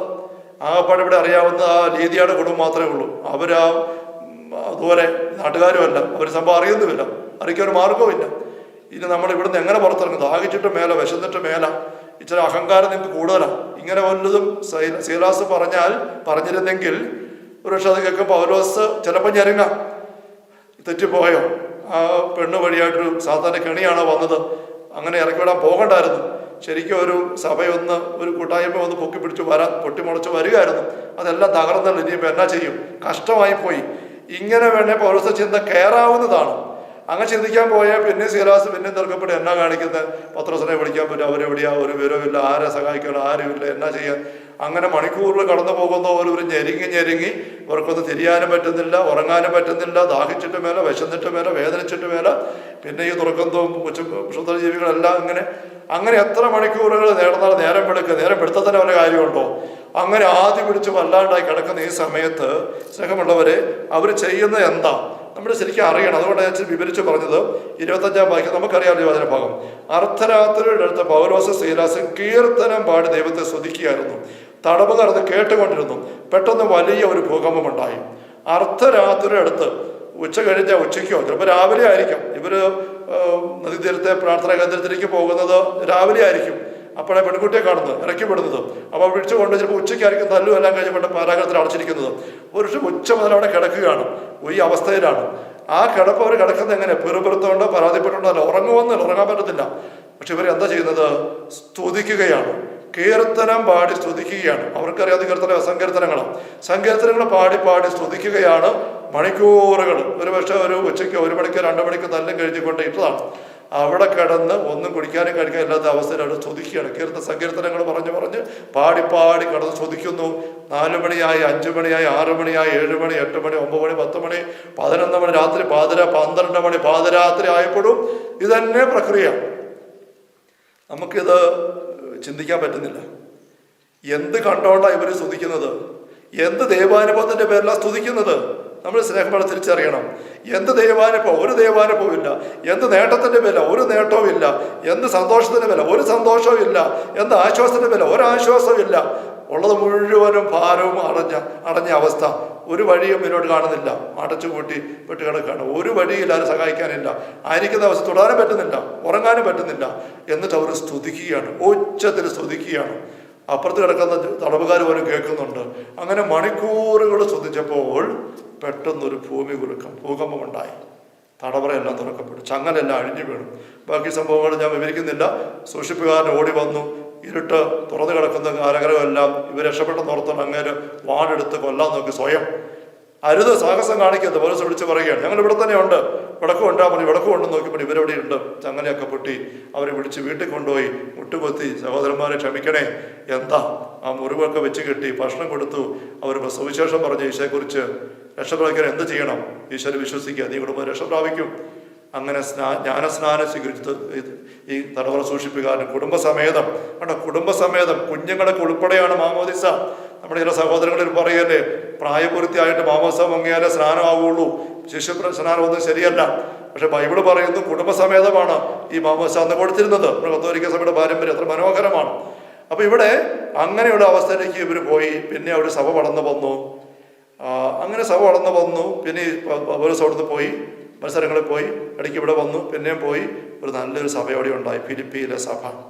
ആ സഭയുടെ തലവൻ സ്വാഭാവികമായിട്ടും ഈ തടവറ സൂക്ഷിപ്പുകാരനായിരിക്കണം. ഇതേയാണ് ആദ്യത്തെ കുടുംബം. പക്ഷെ ആ ഭർത്താവ് നമ്മൾ രംഗത്ത് കാണുന്നില്ല, അവർ എൻ്റെ നാട്ടുകാരുമാണ്. ഈ മനുഷ്യൻ കുടുംബനാഥനാണ്, റോമാക്കാരനാണ്, ഇവിടുത്തെ വലിയ ഉദ്യോഗസ്ഥനാണ്, സ്വാധീനമുള്ള വ്യക്തിയാണ്, ബോധ്യപ്പെട്ട് അറിഞ്ഞ ഈശോയെ. അതുകൊണ്ട് സ്വാഭാവികമായിട്ട് ഇങ്ങേരായിരിക്കും ഫിലിപ്പിയ സഭയിലെ നേതാവായിട്ട് ശ്രേഷ്ഠനായിട്ട് വന്നിരിക്കുക. അപ്പോൾ നമ്മൾ മുമ്പേ കണ്ടതായ ഫിലിപ്പിയ ലേഖനം 4-ാമത്തെ നമ്മൾ വായിച്ചില്ലേ, ആ ലേഖനം കത്ത് പൗലോസ് അപ്പോസ്തലൻ എഴുതിയിട്ട് ദൂതൻ വഴി ഇങ്ങോട്ട് കൊടുത്തു വിട്ടപ്പോൾ ദൂതൻ കൊണ്ടുവന്ന കത്ത് കൈ ഏൽപ്പിച്ചത് ഈ ശ്രേഷ്ഠനെയാണ്. നമുക്കങ്ങനെ ചിന്തിക്കാൻ പറ്റുള്ളൂ. അപ്പോൾ ഈ ശ്രേഷ്ഠൻ ഇത് വാങ്ങിച്ചു, പൗലോസ് അപ്പോസ്തലന്റെ കത്താണ്, അത് എടുത്തിട്ട് വായിച്ചു. ഫിലിപ്പിയ ലേഖനം നമ്മൾ 4-5 കാണുന്നുണ്ട്. അത് മുഴുവൻ വായിച്ച് അവസാനത്തിലേക്ക് വരുമ്പോൾ നമ്മൾ മുമ്പ് വായിച്ചതായ വചനഭാഗം ഉണ്ടല്ലോ, നമ്മൾ കണ്ടില്ലേ, ഒന്നിനെ കുറിച്ച് ആകുലപ്പെടണ്ട, എല്ലാ പ്രശ്നങ്ങളും വിഷമങ്ങളും ഇതിന് നടുവിലെ ക്ഷമ കെട്ടുപോകാതിരിക്കട്ടെ, കർത്താവ് അടുത്തുണ്ട്. ഒന്നിനെ കുറിച്ച് ആകുലപ്പെടണ്ട. പിന്നെ എന്ത് ചെയ്യണം? അപേക്ഷകളും യാചനകളും പ്രാർത്ഥനകളും കൃതജ്ഞതാ സ്തോത്രത്തോടെ ദൈവത്തിന് സന്നിധിയിൽ അർപ്പിക്കുവിൻ. അപ്പോൾ എന്ത് സംഭവിക്കും? നിങ്ങളുടെ സകല ധാരണയും മറികടക്കത്തക്ക വിധം ദൈവത്തിന്റെ സമാധാനം നിങ്ങളിൽ കടന്നു വരും. നിങ്ങളുടെ ചിന്തകളെ, ഹൃദയത്തെ എല്ലാം യേശുക്രിസ്തു കാക്കും. സകല ധാരണയും മറികടക്കത്തക്ക വിധം നമ്മുടെ കണക്കൂട്ടലിനും നോട്ടത്തിനും കാഴ്ചപ്പാടിനും അപ്പുറം കാര്യങ്ങൾ നീങ്ങും. അതല്ലേ ഫിലിപ്പിയിൽ തലമുറ സംഭവിച്ചത്. മിക്കവാറും ഈ കത്ത് വായിച്ചു വന്നപ്പോൾ ആ മനുഷ്യൻ, ഈ തലമുറ പ്രമാണി, ഇപ്പൊ ശ്രേഷ്ഠനായിരിക്കുന്ന വ്യക്തി, ആ കത്ത് സംഘത്തോട് ചേർത്ത് പിടിച്ചിട്ട് വിതുമ്പി കാണും, കണ്ണ് നിറഞ്ഞ ഒഴുകി കാണും. പിന്നെ സമൂഹത്തിന്റെ മുമ്പിൽ അത് വായിച്ച് കേൾപ്പിച്ചപ്പോഴും അങ്ങേര് വിതുമ്പുന്ന സ്വരത്തിൽ ഇങ്ങനെ പറഞ്ഞു കാണും, എൻ്റെ പ്രിയപ്പെട്ട മക്കളെ, ഈ അപ്പോസ്തലൻ 100% ശരിയാണ്. അന്ന് ആ രാത്രിയിൽ ഞങ്ങൾ അവരെ പിടിച്ച് തടവറയിട്ട് ഇങ്ങനെ കിടന്നപ്പോൾ അവർ തടവറയെ വന്നത് മുതൽ ഉച്ചത്തിൽ സ്തുതിക്കുകയായിരുന്നു, കീർത്തനം പാടി. ഞങ്ങൾക്ക് ശല്യം പോലെ തോന്നി, വട്ടന്മാരാന്ന് തോന്നി, ഭ്രാന്തി പിടിച്ചതാ തോന്നി, ഞങ്ങൾ ശല്യപ്പെടുത്താന്ന് പോലെ കിടന്ന് ഊഹിക്കോട്ടെ അങ്ങനെ ഓർത്തു. പക്ഷെ പാതിരാത്രി അവിടെ നിർത്തിയില്ല. അപ്പോഴാണ് സംഭവം ഉണ്ടായത്, ഒരു ഭൂകമ്പം, ഭൂമികുലുക്കം ഉണ്ടായി. അവിടെയാണ് അവരുടെ ദൈവത്തിൻ്റെ ശക്തി ഞങ്ങൾ മനസ്സിലാക്കിയത്. അങ്ങനെയാണ് ഞാൻ ഈശോയെ അറിഞ്ഞത്, ഈ സുവിശേഷത്തിലേക്ക് വന്നത് മക്കളെ. അതുകൊണ്ട് അപ്പോസ്തലൻ നമുക്ക് തരുന്ന ഉപദേശം നിങ്ങൾ അതേപടി പാലിച്ചോ, അക്ഷരപതി എടുത്തോ, ഇത് 100% വിശ്വാസയോഗ്യമാണ്. എന്ത്? സകല പ്രശ്നങ്ങളുടെയും ഞെരുക്കങ്ങളുടെയും നടുവിൽ തമ്പുരാന് കീർത്തനം പാടി കൃതജ്ഞതാ സ്തോത്രത്തോടെ പ്രാർത്ഥന സമർപ്പിച്ചു. ബാക്കി തമ്പുരാൻ ചെയ്തോളൂ.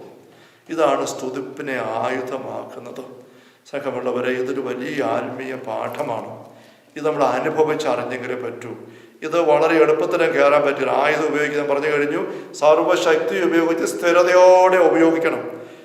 സുഖമായിട്ട് ചുമ്മാ എന്തെങ്കിലും പാത്രം ഇട്ട് കൊട്ടുന്ന പോലെയോ, അല്ലെങ്കിൽ ചെണ്ട കൊട്ടി മേളിക്കുന്ന പോലെയോ, അല്ലെങ്കിൽ കളിപ്പാട്ടം കൊണ്ട് കളിക്കുന്ന പോലെയുള്ള രസമുള്ള പരിപാടിയൊന്നുമല്ല.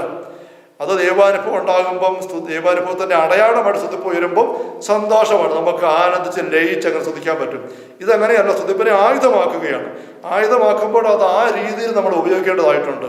നിർത്താൻ മരം വീണ് കഴിഞ്ഞിട്ടേ, അല്ലെ മുട്ടി കീറി കിട്ടി അടുപ്പി വെക്കാൻ മാത്രം കഷ്ണങ്ങളാക്കിയിട്ടേ ഈ ആയുധം ഉപയോഗിക്കുന്ന വിറവെട്ടുകാരൻ ആയുധം താഴെ വെക്കുള്ളൂ എന്ന് പറഞ്ഞ പോലെ നമ്മൾ സ്തുതിച്ച് കയറണം. സ്തുതിപ്പിലൂടെ നമുക്കതേക്കുറിച്ച് കുറച്ചുകൂടെ അടുത്ത ദിവസം ചിന്തിക്കേണ്ടതായിട്ടുണ്ട്. ഇപ്പം ഒരു ബോധ്യം ഒന്ന് നമുക്ക് ഉള്ളിലെടുക്കാം. ഹൃദയം കൊണ്ട് തീർച്ചയായിട്ടും പ്രാർത്ഥിച്ച ദൈവമേ, സ്തുതിപ്പിൻ്റെ ഒരു വരം എനിക്ക് തരണേ, സ്തുതിപ്പിനെ ഒരു ആയുധമായിട്ട് എടുക്കാൻ എനിക്ക് സാധിക്കണമേ. നമ്മൾ കഴിഞ്ഞ സെഷനിൽ കണ്ടല്ലോ, അപ്പൻ നമ്മളെ കിട്ടുമ്പോൾ സന്തോഷത്തിമർപ്പിലാണ്. സ്വർഗം ആനന്ദിക്കുകയാണ്. സ്വർഗീയ പിതാവ് നമ്മളെ സ്വർഗത്തിലേക്ക് കൊണ്ടുവന്ന ഈശോ ആനന്ദിക്കുകയാണ്. വിശുദ്ധ അമ്മയും വിശുദ്ധ മാലാഖമാരും എല്ലാം ആനന്ദിക്കുകയാണ് ഒരു വ്യക്തി അനുദമിക്കുമ്പം, ദൈവത്തിൽ കയറി വരുമ്പം. പക്ഷേ തോർത്തപത്തൻ അപ്പൻ്റെ വീട്ടിൽ വന്ന് ഈ ആനന്ദത്തിൽ നടുവിരുന്നുകൊണ്ടും വാടിത്തൂങ്ങി ഇരിക്കാമെന്ന് നമ്മൾ കണ്ടതുപോലെ നമ്മൾ ഈ ആനന്ദത്തിലേക്ക് ഒന്ന് കയറി വരണം. അതിനൊരു പരിശ്രമം ആവശ്യമുണ്ട്, അല്പം സമയം ആവശ്യമുണ്ട്. ചെന്നായിക്കുട്ടിന്ന് കൊണ്ടുവന്ന കുട്ടിയെ ആശുപത്രിയിലാക്കിയിരിക്കുകയാണ്. വീട്ടിൽ കൊണ്ടുവരുന്നതിന് മുമ്പ് ആശുപത്രിയിൽ ആ കൊച്ചിനെ അപ്പനിലേക്ക് ഉള്ളു ചേർക്കാൻ പരിശീലിപ്പിക്കുക ഡോക്ടർമാരും നഴ്സുമാരും. ആ പരിശീലനമാണ് നമുക്ക് തമ്പുരാൻ ഈ സഭയുടെ നിരവധിയായ ശുശ്രൂഷകൾ തന്നുകൊണ്ടിരിക്കുന്നത്.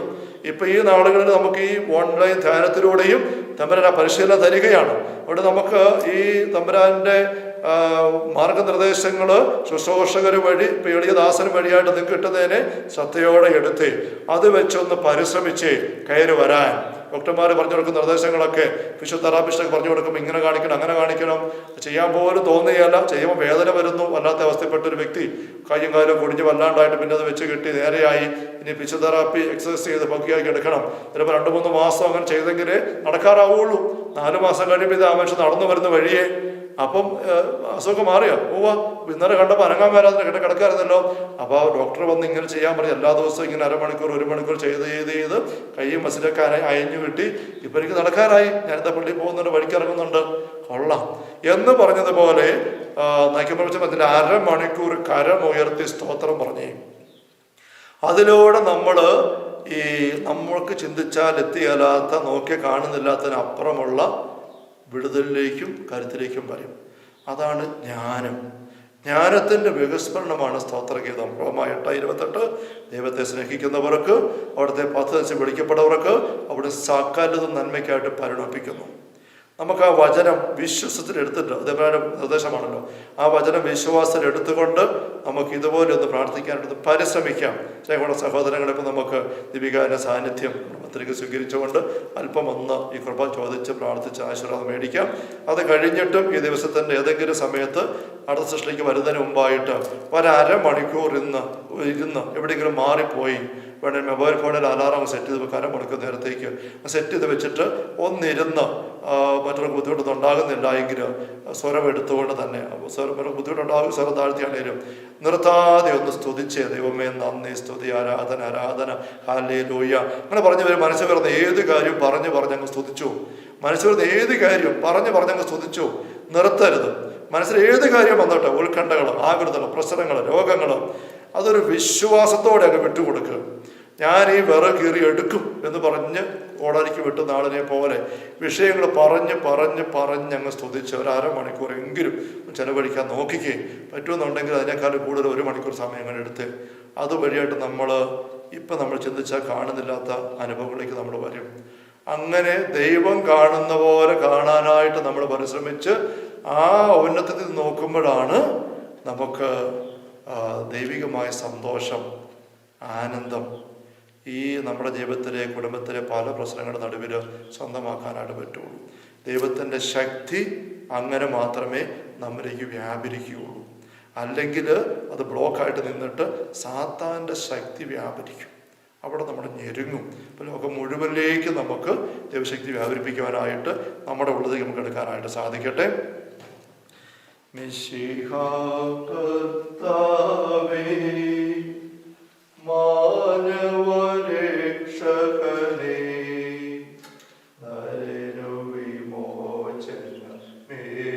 നരവിമോചനമേകിടുവാൻ നരനായി വന്നു പിറന്നവനേ, മിശിഹാ കർത്താവേ, മാലാഖമാരുത്തു ഞങ്ങൾ പാടിപ്പുകഴ്ത്തുന്നു നിന്നെ, മാലാഖമാരുത്തു ഞങ്ങൾ പാടിപ്പുകഴ്ത്തുന്നു നിന്നെ. പരിശുദ്ധൻ പരിശുദ്ധൻ കർത്താവേ, നീ പരിശുദ്ധൻ പരിശുദ്ധൻ പരിശുദ്ധൻ കർത്താവേ, നീ പരിശുദ്ധൻ. മിശിഹാ കർത്താവേ, പരിശുദ്ധ പരമാ ദിവ്യകാരുണ്യത്തിന് എന്നേരവും ആരാധനയും സ്തുതിയും പുകഴ്ചയും ഉണ്ടായിരിക്കട്ടെ. പരിശുദ്ധ പരമാ ദിവ്യകാരുണ്യത്തിന് എന്നേരവും ആരാധനയും സ്തുതിയും പുകഴ്ചയും ഉണ്ടായിരിക്കട്ടെ. പരിശുദ്ധ പരമാ ദിവ്യകാരുണ്യ ഈശോയ്ക്ക് എന്നേരവും ആരാധനയും സ്തുതിയും പുകഴ്ചയും ഉണ്ടായിരിക്കട്ടെ. കർത്താവായ ഈശോയെ, അങ്ങയുടെ തൃപ്പാദങ്ങളിലേക്ക് ഞങ്ങളെ ഒരിക്കൽ കൂടി വിളിച്ചിരുത്തി അങ്ങയുടെ തിരുവചനങ്ങൾ ഞങ്ങൾക്ക് പകർന്നു തരുന്നതിനെ ഓർത്ത് ഞങ്ങൾ അങ്ങയ്ക്ക് നന്ദി പറയുന്നു. തോർത്തവത്തൻ്റെ അപ്പൻ്റെ വീട്ടിലെത്തിക്കഴിഞ്ഞപ്പോഴും ആ വീടിൻ്റെ സന്തോഷത്തിലേക്ക് അവന് ചേരാനുള്ള ബുദ്ധിമുട്ട് ആ ഞെരുക്കത്തിൻ്റെ അവസ്ഥ ഞങ്ങൾ കഴിഞ്ഞ സെഷനിൽ ശ്രദ്ധിച്ചു. അതിന് ബാക്കിയായിട്ട് ഇന്ന് ഈശോയെ അങ്ങ് ഞങ്ങളെ പഠിപ്പിക്കുകയായിരുന്നല്ലോ, എങ്ങനെയാണ് ഞങ്ങളുടെ ഉള്ളിൽ കയറി കിടക്കുന്ന ഭാരങ്ങളെയും ഉത്കണ്ഠകളെയും ഞങ്ങൾക്കെതിരെ നിൽക്കുന്ന പ്രതിസന്ധികളെയും ബുദ്ധിമുട്ടുകളെയും എല്ലാം അഭിമുഖീകരിക്കേണ്ടത്, അവയെ കൈകാര്യം ചെയ്ത് കയറി വരേണ്ടത്. ആത്മീയ ജീവിതമെന്ന് പറയുന്നത് അറിവ് മാത്രമല്ല, അനുഭവവും കൂടിയാണ് എന്ന് ഈശോ ഞങ്ങൾ മനസ്സിലാക്കുന്നു. ആത്മീയമായ അറിവ് മാത്രമായിട്ട് ഞങ്ങൾ നീങ്ങിയാൽ ഒരിക്കലും ഞങ്ങൾക്ക് ആത്മീയ ജീവിതം ഉണ്ടാവുകയില്ല. അറിവില്ലാത്ത അനുഭവം മാത്രമായിട്ട് ഞങ്ങൾ പോയാലും അനുഭൂതികളുടെ പിന്നാലെ ഞങ്ങൾ വഴിതെറ്റി പോകാമെന്നുള്ളതും ഞങ്ങൾ തിരിച്ചറിയുന്നു. വചനത്തിൻ്റെ വെളിച്ചം അങ്ങ് ഈശോയെ നിരന്തരം പഠിപ്പിച്ചുകൊണ്ട് ഞങ്ങളുടെ പരിശീലന ശുശ്രൂഷ വേളയിൽ പകർന്ന് കൊടുത്തു. ദൈവാനുഭവത്തിന് മനോഹരമായ നിമിഷങ്ങൾ പ്രാർത്ഥനയിൽ അങ്ങ് ആർജിക്കുകയും അനുഭവിക്കുകയും അപ്പസ്തലന്മാർ അതിലേക്ക് കൈപിടിച്ച് കൊണ്ടുപോവുകയും ചെയ്തു.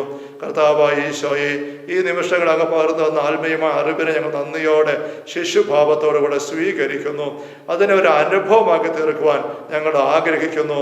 അരമണിക്കൂർ അങ്ങയുടെ മുമ്പിൽ കരങ്ങൾ ഉയർത്തി സ്തോത്രം പറയാനായിട്ട് തയ്യാറാകുന്ന വ്യക്തി ജീവിതത്തിൽ നിന്ന് ഭാരങ്ങളെല്ലാം ദൈവം ഏറ്റെടുക്കുമെന്നുള്ള ആ ദൈവപുരുഷന്റെ വാക്കുകൾ ഞങ്ങൾ വിശ്വാസത്തോടുകൂടെ സ്വീകരിക്കുന്നു. പൗലോസ് സ്തീലാസ് തടവറയിൽ കിടന്നപ്പോൾ ശരീരം മുഴുവൻ അടിച്ചു പൊളിച്ച് വേദന കൊണ്ട് പൊളയുന്ന അവസ്ഥയിൽ ഒരു ഉറങ്ങാനോ കിടക്കാനോ ഒന്നും പറ്റാത്തപ്പോഴും മണിക്കൂറുകൾ അവർ കീർത്തനം പാടി സ്തുതിച്ചത് ഞങ്ങൾ ശ്രദ്ധിച്ചു.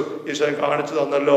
അതിലൂടെ അവരുടെ സകല ധാരണയും അതിലംഘിക്കുന്ന ദൈവത്തിന്റെ ശക്തമായ ഇടപെടൽ അവരുടെ ജീവിതത്തിലേക്ക് മാത്രമല്ല, അവരായിരിക്കും തടവറയിലേക്ക്, ആ തടപട പ്രമാണിയിലേക്കും ആ ദേശം മുഴുവനിലേക്കും കടന്നു വരാൻ ഇട വന്നല്ലോ.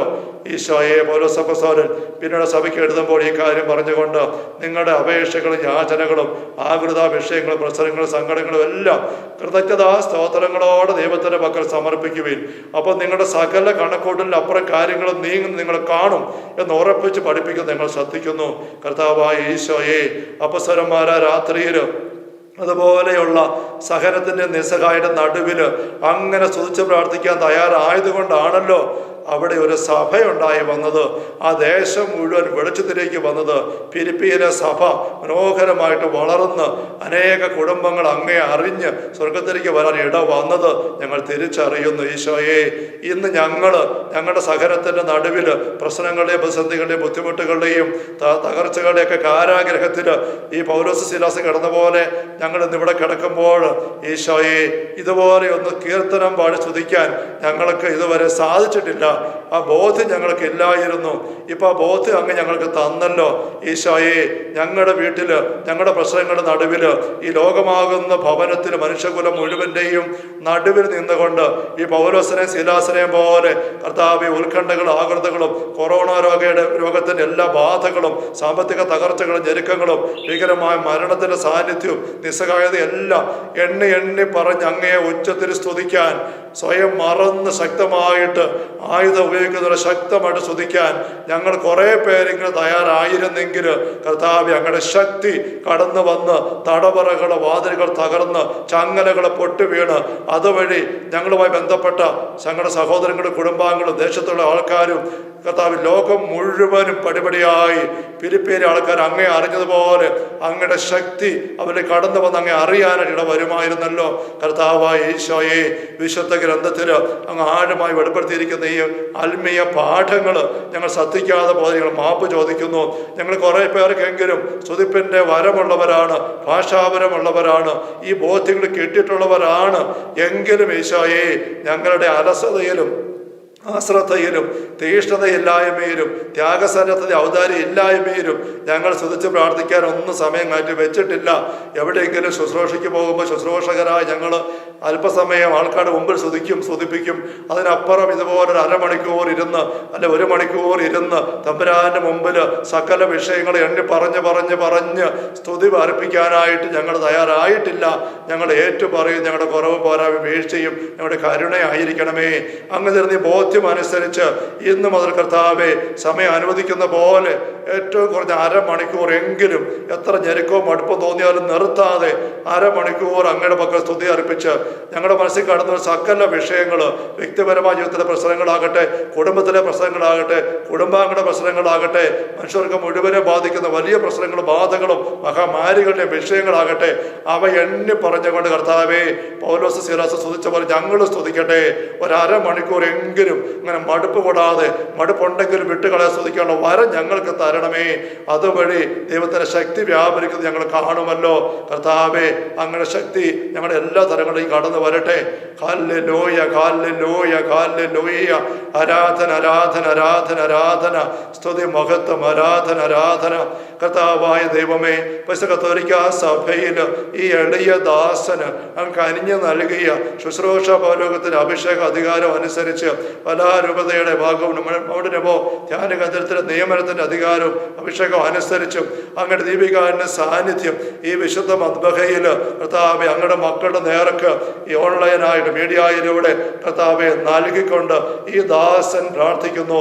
അങ്ങയുടെ ശക്തമായ കരസ്പർശനം ഈ മക്കൾ ഓരോരുത്തരെയും കടന്നു വരട്ടെ. അങ്ങ് പങ്കുവച്ച വചനങ്ങൾ ശിശുഭാവത്തോടെ സ്വീകരിച്ച് അതിനുവേണ്ടി ദാഹിച്ചുള്ളു തുറന്നായിരിക്കുന്ന ഓരോ മകനിലേക്കും മകളിലേക്കും കുടുംബത്തിലേക്കും ഈ സമയം ദൈവത്തിന്റെ ശക്തി വ്യാപരിക്കട്ടെ. നിങ്ങളൊരു ഭവനത്തിൽ ചെല്ലുമ്പോൾ സമാധാനം ആശംസിക്കുക. സമാധാന പ്രിയരായി അവിടെ ആരെങ്കിലും ഉണ്ടെങ്കിൽ നിങ്ങൾ ആശംസിക്കുന്ന സമാധാനം അവർ കുടികൊള്ളും, അല്ലെങ്കിൽ നിങ്ങളേക്ക് തിരിച്ചു പോരെന്ന് പറഞ്ഞ ഈശോയെ, ഇപ്പോഴും എളിയദാസൻ അങ്ങയുടെ നാമത്തില് സഭയുടെ അധികാരത്തില് ആശംസിക്കുന്ന ഈ വിടുതല്, ദൈവത്തിന്റെ ശക്തിയുടെ വ്യാപരിക്കല് ഈ മക്കളിലേക്ക് കടന്നു ചെല്ലട്ടെ. വീണ്ടും വീണ്ടും കടന്നു ചെല്ലട്ടെ. ഉള്ളു തുറന്ന് ദാഹത്തോടെ സ്വീകരിക്കാൻ കാത്തിരിക്കുന്ന ഓരോ മകനിലും മകളിലും ഓരോ കുടുംബത്തിലും ഈ ദൈവശക്തി വ്യാപരിക്കട്ടെ, നിറയട്ടെ. ഫിലിപ്പിയിലെ തടവറയില് വ്യാപരിച്ച ദൈവശക്തി ആ തടവറ പ്രമാണിയെയും സഹതടവുകാരെയും ആ ദേശം മുഴുവനിലേക്ക് കടന്നു ചെന്ന് അവരെ മുഴുവനെയും വിശ്വാസികളാക്കി തീർത്ത പോലെ ഈ കുടുംബങ്ങളിലേക്ക് ഈ സമയം പ്രസരിച്ചിറങ്ങി ചെല്ലുന്ന ദൈവശക്തി, ഈ ബോധ്യം അനുസരിച്ച് ഈ മക്കള് തുറന്നുള്ള സമയത്ത് എപ്പോഴെങ്കിലും അരമണിക്കൂർ എങ്കിലും അങ്ങയുടെ പക്കലേക്ക് പ്രശ്നങ്ങളെല്ലാം പറഞ്ഞെടുത്ത് സ്തുതിച്ച് പ്രാർത്ഥിക്കുമ്പോൾ അവരിലേക്ക് വ്യാപരിക്കുന്ന ദൈവശക്തി ഈ മക്കളുടെ ജീവിതങ്ങളെ രൂപാന്തരപ്പെടുത്തട്ടെ, വിടുതലേക്ക് കൊണ്ടുപോകട്ടെ, ഈ കുടുംബങ്ങളെ പുത്തനാക്കി തീർക്കട്ടെ, സകലവിധ പൈശാചാരത്തിൽ വിട്ടുപോകാൻ ഇടവരട്ടെ. ഈ കുടുംബങ്ങളിൽ നിറയുന്ന ദൈവശക്തി അയൽപക്കങ്ങളിലേക്കും ദേശം മുഴുവനിലേക്കും ഈ മക്കൾ നിയോഗം വെക്കുന്നതായ ഈ മഹാമാരിയുടെ വ്യാധിക്ക് അടിപ്പെട്ട് പോയി ഞെരുങ്ങുന്ന സകല വ്യക്തിഗത തലങ്ങളിലേക്കും കടന്നു ചെന്ന് അവിടെ പ്രവർത്തിക്കാൻ, അതുവഴി ലോകത്തെ ഭീഷണിപ്പെടുന്ന തിന്മയെല്ലാം വിട്ടുപോകാൻ, മരണത്തിന്റെ സംഹാരദൂതൻ വിട്ടുമാറി ഭയന്ന് പിൻവാങ്ങാൻ ഇടവരട്ടെ. Hallelujah, hallelujah. അമ്മയുടെ വിമല ഹൃദയത്തിലേക്ക് ഞങ്ങളെയും ഞങ്ങളുടെ പരിശ്രമങ്ങളെയും ലോകം മുഴുവൻ ഞങ്ങൾ വീണ്ടും പുതുക്കി പ്രതീക്ഷിക്കുന്നു. ആരാധന. Ave Maria, Ave Maria, Ave Maria.